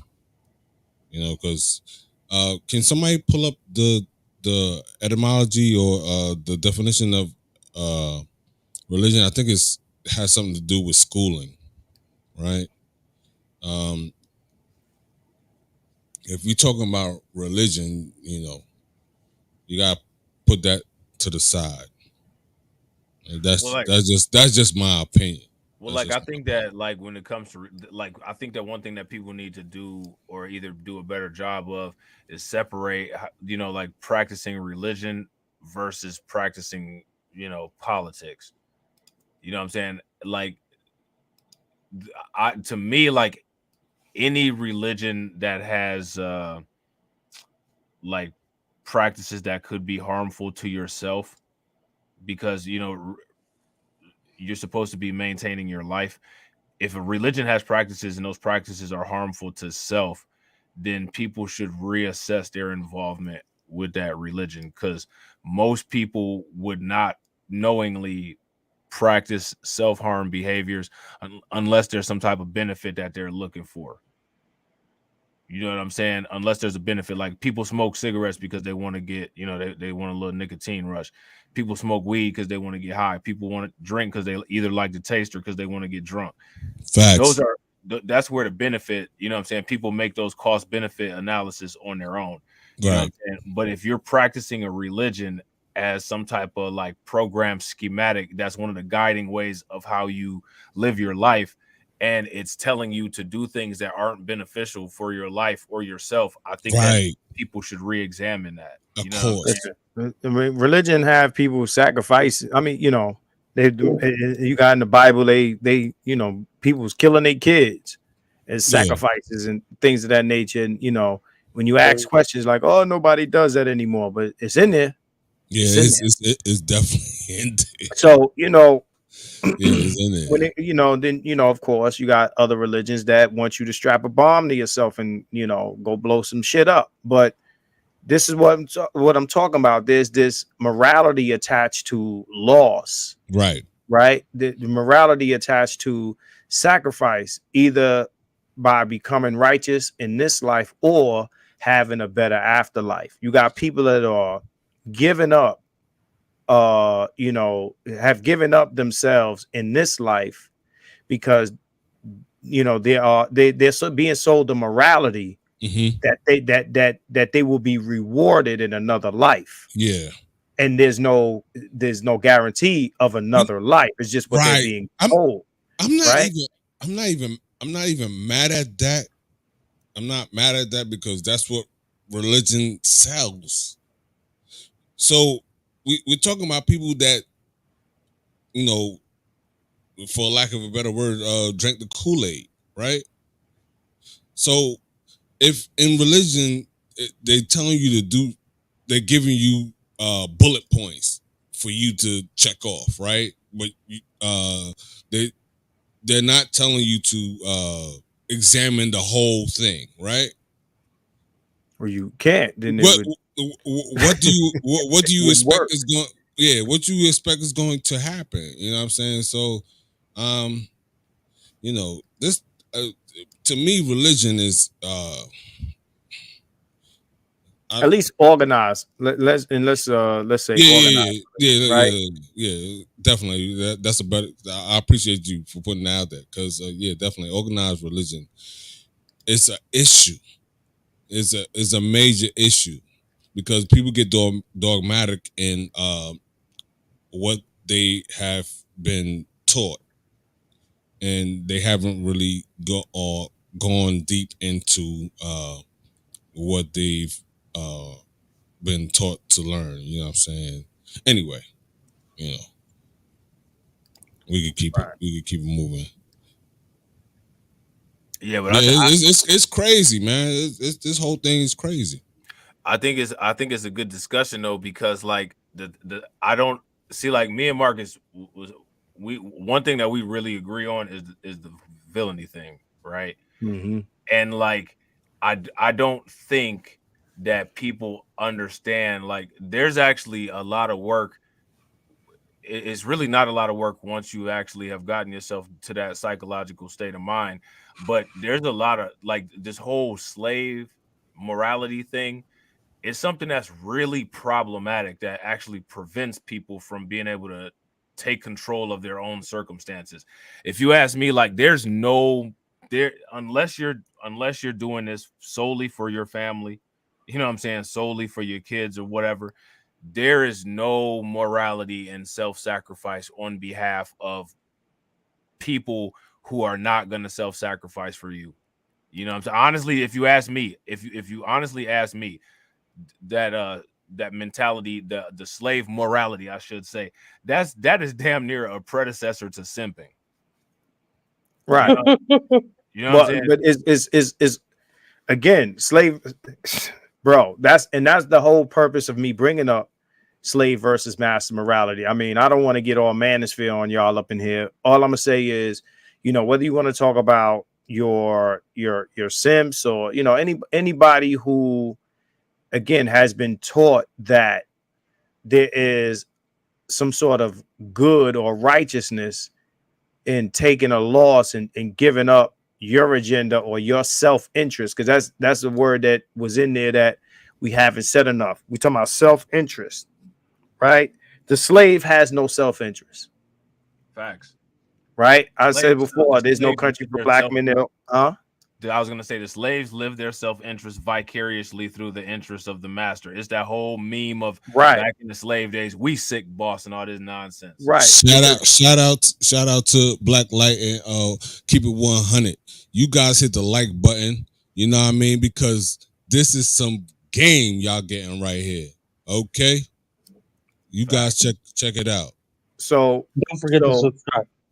So yeah, the whole we sick boss thing is back. That's back to, again, the master sets morality, right? So yeah, your morality is based in, or your righteousness is based in, serving that master, his interests, his viewpoints, his agenda, right? What's good for him is good.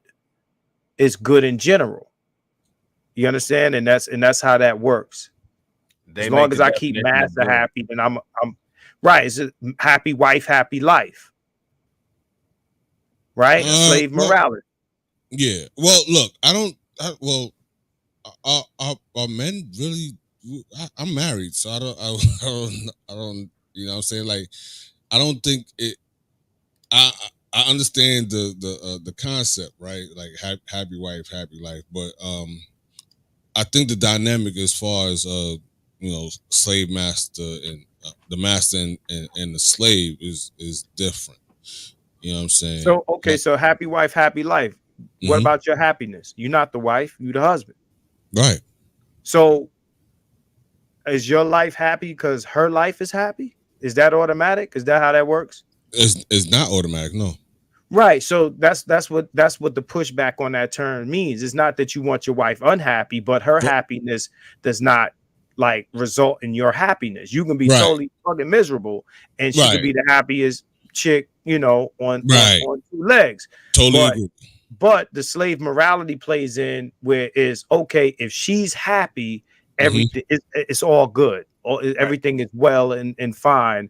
And as long as she's happy, I'm happy. If she's her happiness creates my happiness, not what I want to do, 100. not the game, not football, not me having a brew. 100. None of that. I got you, bro. I got you. But I'm just saying. I know. But you know what I'm saying? Like we talk about a different time frame. You know what I mean? Like now. We're not in a time frame to be, even though we are still in a subservient position, right? We are liable to like go off. You know what I mean? So I don't think We're talking about men. When you say we, even not.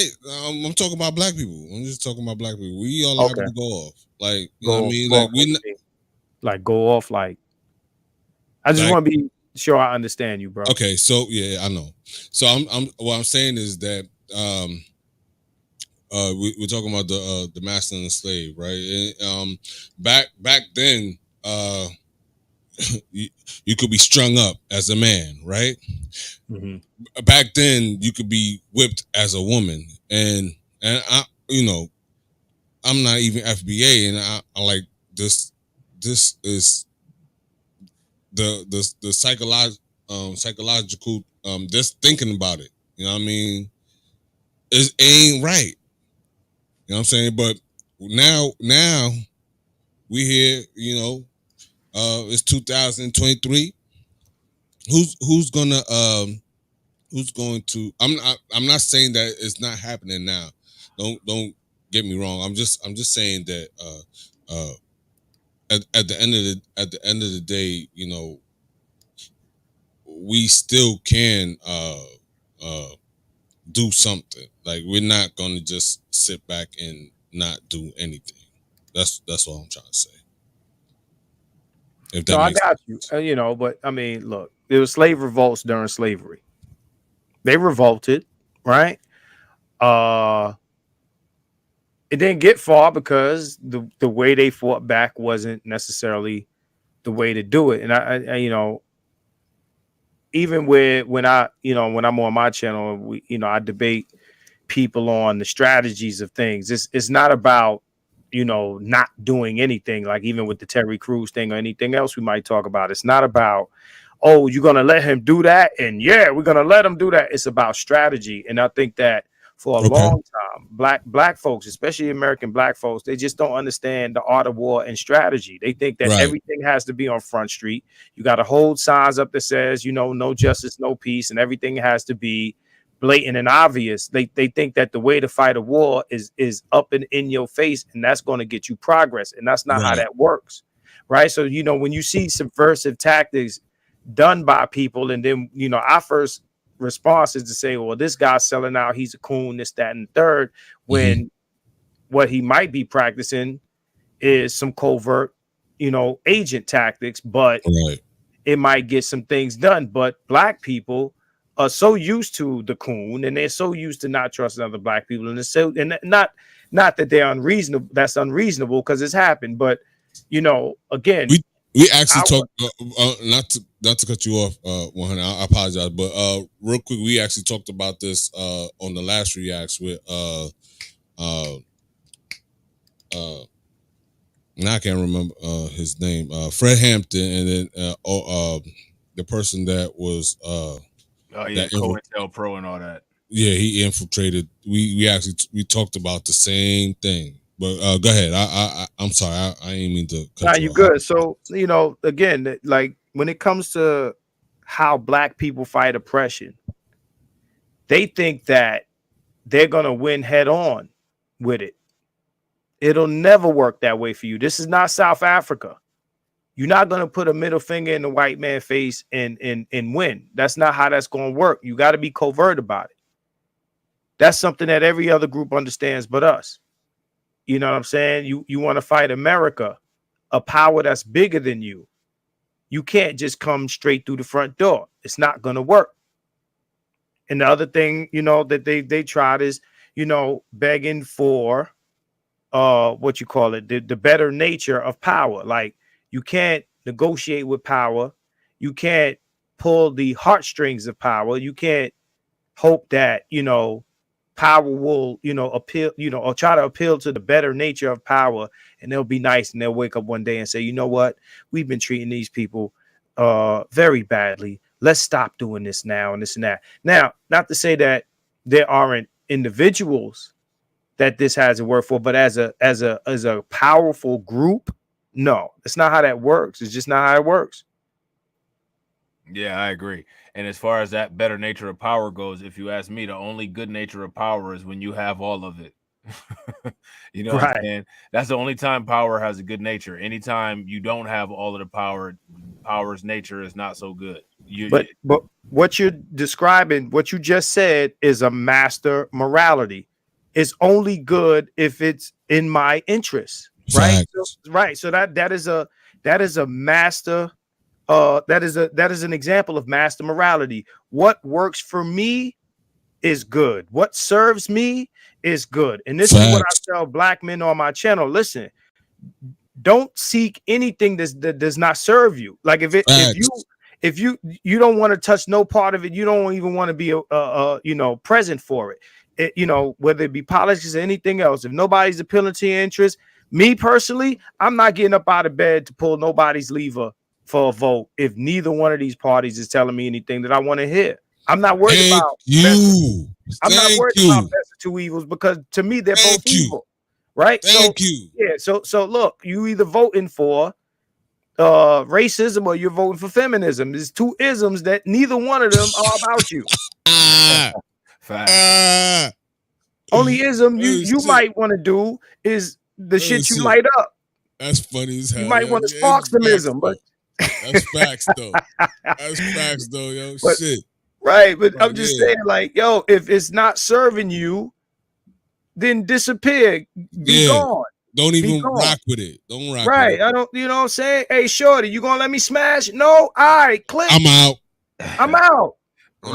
This is how other people, women, black women especially, women are masters. They're masters. If a man ain't paying their bills or paying, if you ain't doing this, if you ain't got this, if you don't look like this, if you don't, then I ain't fucking with you. I don't even want nothing to do with you if you are not what I'm looking for in one way or another. I'm out of here. And men need to adopt that. But the problem is we tell women to be masters. We tell them, yo, if you deal with a man, make sure he has this for you. Wait, 100. Do we tell him that? Society tells them this. Okay, men and women in this society of not just black, but like this is a diverse Western cultural thing.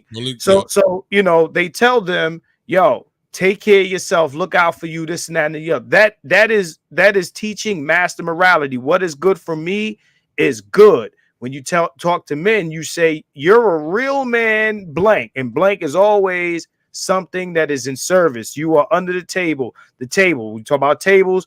You talk about the high table. You serve under the table. I serve. I will be a service. Y'all seen John Wick? Niggas is John Wick. Is niggas John Wick? Absolutely. You know what I'm saying? Wait. Shout out to Zentoba. Wait. Yeah. It's 3 John Wicks, right? It's 4. God damn it. It's 4 John Wicks, man. You need to go see that last one. It's fire. But all I'm saying is motherfuckers are here to serve, and more service makes you a better man. The more you serve, the more real of a man you are. Somebody tell me what a real woman is. Real. Like you in order to be a real man in this slave morality, you have to serve. You can't serve yourself. Well, here's to me, another a real one. man is a guy who have a job, got his own place, this and that, and serves himself. That is master morality. Master morality is you are in service of your own agenda, your own interest. That is a master way to think, and everything else should serve you, or you are not engaged with it, right? But if you want to be a slave, you are here to serve. And if she cough, or if he cough, or if they cough, you got to go get the Robitussin. Because if you don't get the Robitussin, then you are a bad man. You deserve everything that you get. Did somebody get hit with a brick? You should jump in front of this brick and let it hit you. You walk on the edge of the sidewalk so that if a car jumped the curb, or if a horse passed by, a horse buggy splashed some water, walk on the curbside with your woman or whatever. All of these things are slaves. I'm not getting hit with no brick. But look though, here go the oh shit, we lost Marcus. I ain't getting hit with no brick. Yeah, he was on the road too. Yo, he was doing his thing, yo. Yeah. But yeah, I ain't getting hit with no brick. Right, facts. But see, here go another question, right? Because what I was going to ask too is, when has anybody ever seen an example of somebody who gives away all of their money being one of the most rich people on the planet? Never, never. None of these people who have any of these desirable positions ever got them from practicing any of this stuff that makes you a billionaire or makes you makes you a good man or any of that kind of stuff. You know what I'm saying? I'm gonna push back a little bit. There you go. Yeah, my internet, man. My internet. Don't worry about it. Yeah, somebody got mad. You know what I'm saying? Pull it. Internet had that. Your internet had that master morality on you. Yo.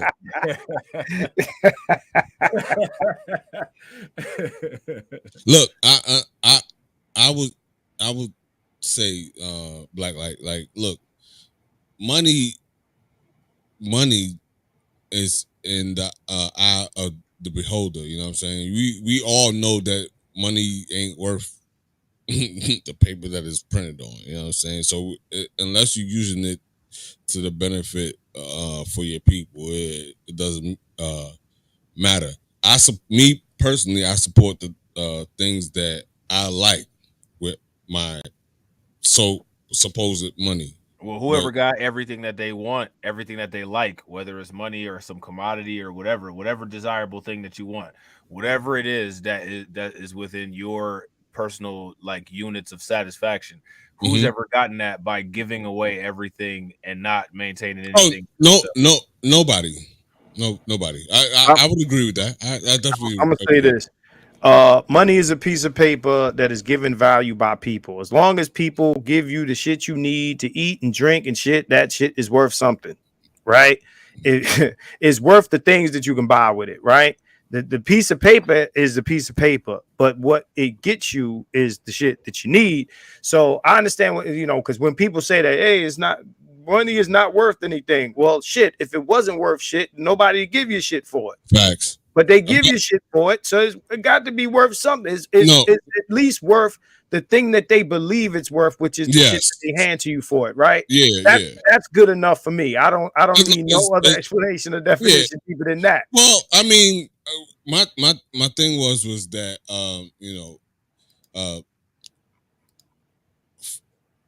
our people think that sometimes I don't want to generalize, but I'm just saying sometimes our people think that money is the end all and be all and the be all, but it's all on how you use it. You know what I'm saying?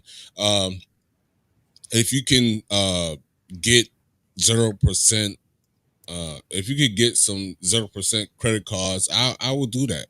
You know what I'm saying? If you can get a line of credit and use those 0% credit cards to your benefit, I will do that. That's what I do. You know what I'm saying? Like, dollars are created from the Fed. You know what I'm saying? And the Fed loans the government money. You know what I'm saying? And the government sends the money to the banks or whatever. It's what you do with money is all on your imagination on what you want to do with it. You know what I'm saying? If that makes any sense. No, absolutely. That's why I support Rob. You know what I'm saying? You know what I mean? What you call it? The value chain. Yeah, no, but what's it called? KOK Fit ain't up here no more. Grind and motivate. Motivate. Yeah. So you know what I mean? And if you 100 once you start getting an algorithm, because I signed up to you, right? Like I signed up to you, right? But YouTube is funny. They send you who, even though you have people that you sign up to, they send you who they want you to look at, type thing. Well, I don't know. And today I started getting you, and I started getting the Sexy Red, right? And that's interesting. I'm gonna say this. I don't know if you got the notifications turned on, because it's not as simple as just signing up or subscribing to somebody. You got to turn them notifications on, right? And you got to turn that other bell on, right? And I mean, that's supposed to do something, but then bigger than that, a lot of us get what's called shadow ban, right? Because it's the stuff that we talk about. Right. So then that happens, right? So there's a bunch of things happening. So at the same time, I'm gonna lean definitely towards the shadow ban, because it don't make no sense. It don't make no sense. It don't make no sense to why I'm getting the notifications now when I had the notifications set up. But I don't. Okay, I got what you're saying. Yeah, I don't know. You know what I mean? Hold on, let me charge my I got a battery joint that I'm working with right now, so I'm gonna sit out for a little bit. Oh, you good, bro? You good? All right, you good. All right. Right, but just to continue what I'm saying, the thing about we talking about master morality, slave morality. Again, it comes with the grooming. We were never raised or taught to be self-interested. Right, we were told that it's bad, like it's selfish. Is for us to be selfish or to be self-interested is a bad thing. I'm talking about men or black men. We were taught that this is a bad thing, to be self-interested, right? We get punished for this, right? So or to prioritize others interests. Yeah, like a lot of times people will call me self-centered. They'll say, Rob, you're self-centered. And I'll be like, and that's why I'm stable. Right. Thanks for the compliment. Yeah, like that's my immediate comment. That's why I'm so stable. Like I'm stable. I'm solid. I've been where I've been at for a long time. I've had the jobs that I've had for a long time. I have a decent amount of money where I'm able to deal with most situations because I'm self-interested, because I'm not just going to do something stupid like give you $500 for no reason. Because I might need that for my power steering fluid or something like that. You know what I'm saying? And like, and the thing is that to me, that slave morality, right? One of the things about the slave morality, if you ask me, is that to me, that kind of conditioning, if you have a rival group, you know what I'm saying? The rival group will try to feed the group that they want to maintain subjugation on or subordination of. They'll feed that the males of that group this chivalry, you know what I'm saying, slave mentality type nonsense, in order to have those males as docile into that conversation. I think that one of the questions that I'm going to ask the people, if you have some people that's from the left, like some Democrats or some progressives or whatever, and even some of the people that are on the right, how does aligning with a political party who's not offering us anything to gain, specifically from us to gain, how is that shifting from a slave morality to a master morality? Yeah, I mean, I don't know who's gonna come on as like a Democrat. I don't think that there are many. You don't think Democrats ain't coming on? FD Signifier might call in. Nah, he ain't calling. Hell no. Nah. He called into your boy. He called into your boy Bernard Riley. Wait, yeah, but Bernard, ain't that same guy? Bernard has the audience to read to justify an FD coming on. Like FD, I know FD. I know who he is. You gotta understand that these guys, right, when they're on a certain level, people play the subscriber supremacy shit, right? Yeah, they're not pulling up on me, with his base versus my base. Nah, and not only that, to pull up on me and to have a debate like that, it's not gonna go well. It wouldn't go well for him, and I'm not fucking confident. Well, it wouldn't go well for him, having a conversation with me about that. The thing is, the thing is, what we're doing kind of in the moment is we're attaching slave-minded black men's morality to the Democrats, where, to be honest, the right isn't much different. Yeah, it's the same thing. Right. They're expecting something for nothing, right? Yeah. So I don't think it's just tied to while telling us about handouts. Right. So expecting a handout from us and telling us about handouts. You know what I'm saying? Right. Yeah, no, I agree, man. I agree. I think it's you guys should we definitely not about that. You guys should save some of this for your podcast, man. Yeah, so he gonna break it up. I'm gonna have to jump in a minute. I'm gonna end it. Yeah, we've been on here for some time now. Damn, 4 hours. Yeah. 4 hours go by real quick, man. Yeah, and I just want to point this out. I just want to point this out. We've been live for 4 hours. That's how you know Derek ain't got no life. Oh wow! What are you on about, bro? It's like 11 p.m. I'm working. Y'all know I'm working. I'm working as we speak. You ain't doing shit. Listen, you ain't doing what did I do to deserve this, man? I'm a student, okay? Relax. Damn. I'm doing a design. You ain't got a car, nothing, do you? Damn, bro. Why are old niggas always jealous of young niggas, bro? Crazy. Boy, crazy. You wish you had no life. My man just shot at him. You shot this man. You wish you had no life, bro. I actually wish I ain't had no life. Derek is the fam. You know what I'm saying? We got to give it to Derek, man. We got to. Nah. You hating on young niggas. That's crazy. I'm rocking with Derek. He's Derek. Hey, I'm here to learn, though. I'm learning a lot of shit, man. Derek shut up for a long ass time, yo. I was listening, bro. I was listening, man. This is not my conversation. Yeah, like Terry Crews, I could take it. Terry Crews, I could just like come in and just like go crazy on there. But like this is I just had to listen. Right. Hey, I respect that. Yeah, he shut up for a long period of time. I can respect that, definitely. Facts. Yeah, no, this was a great conversation, man. Great conversation. And as always, man, it's always a pleasure. I'm glad you came through, AB. You already know what time it is, bro. No doubt, bro. Marcus, you already know what time it is. You know what I'm saying? Derek, you already know what time it is too. Past your bedtime. You know what I'm saying? What's up, Derek? What's up, Derek? Bedtime. Hey, man, I was getting roasted. Man. Guess what? You gonna play that? You gonna shoot that man? Derek is Yeah, I mean, that's hilarious. Man. Y'all already know, man. We got to get Derek a hard time. But man, we about to end it, man. Appreciate everybody, man. Real quick, let me give a shout out to the stream sponsors. All of the stream sponsors didn't come from Reactz, so to wherever you sponsored the stream at, appreciate it. You know what I'm saying? Shout out to AB. You know what I'm saying? Who AB showed us some love.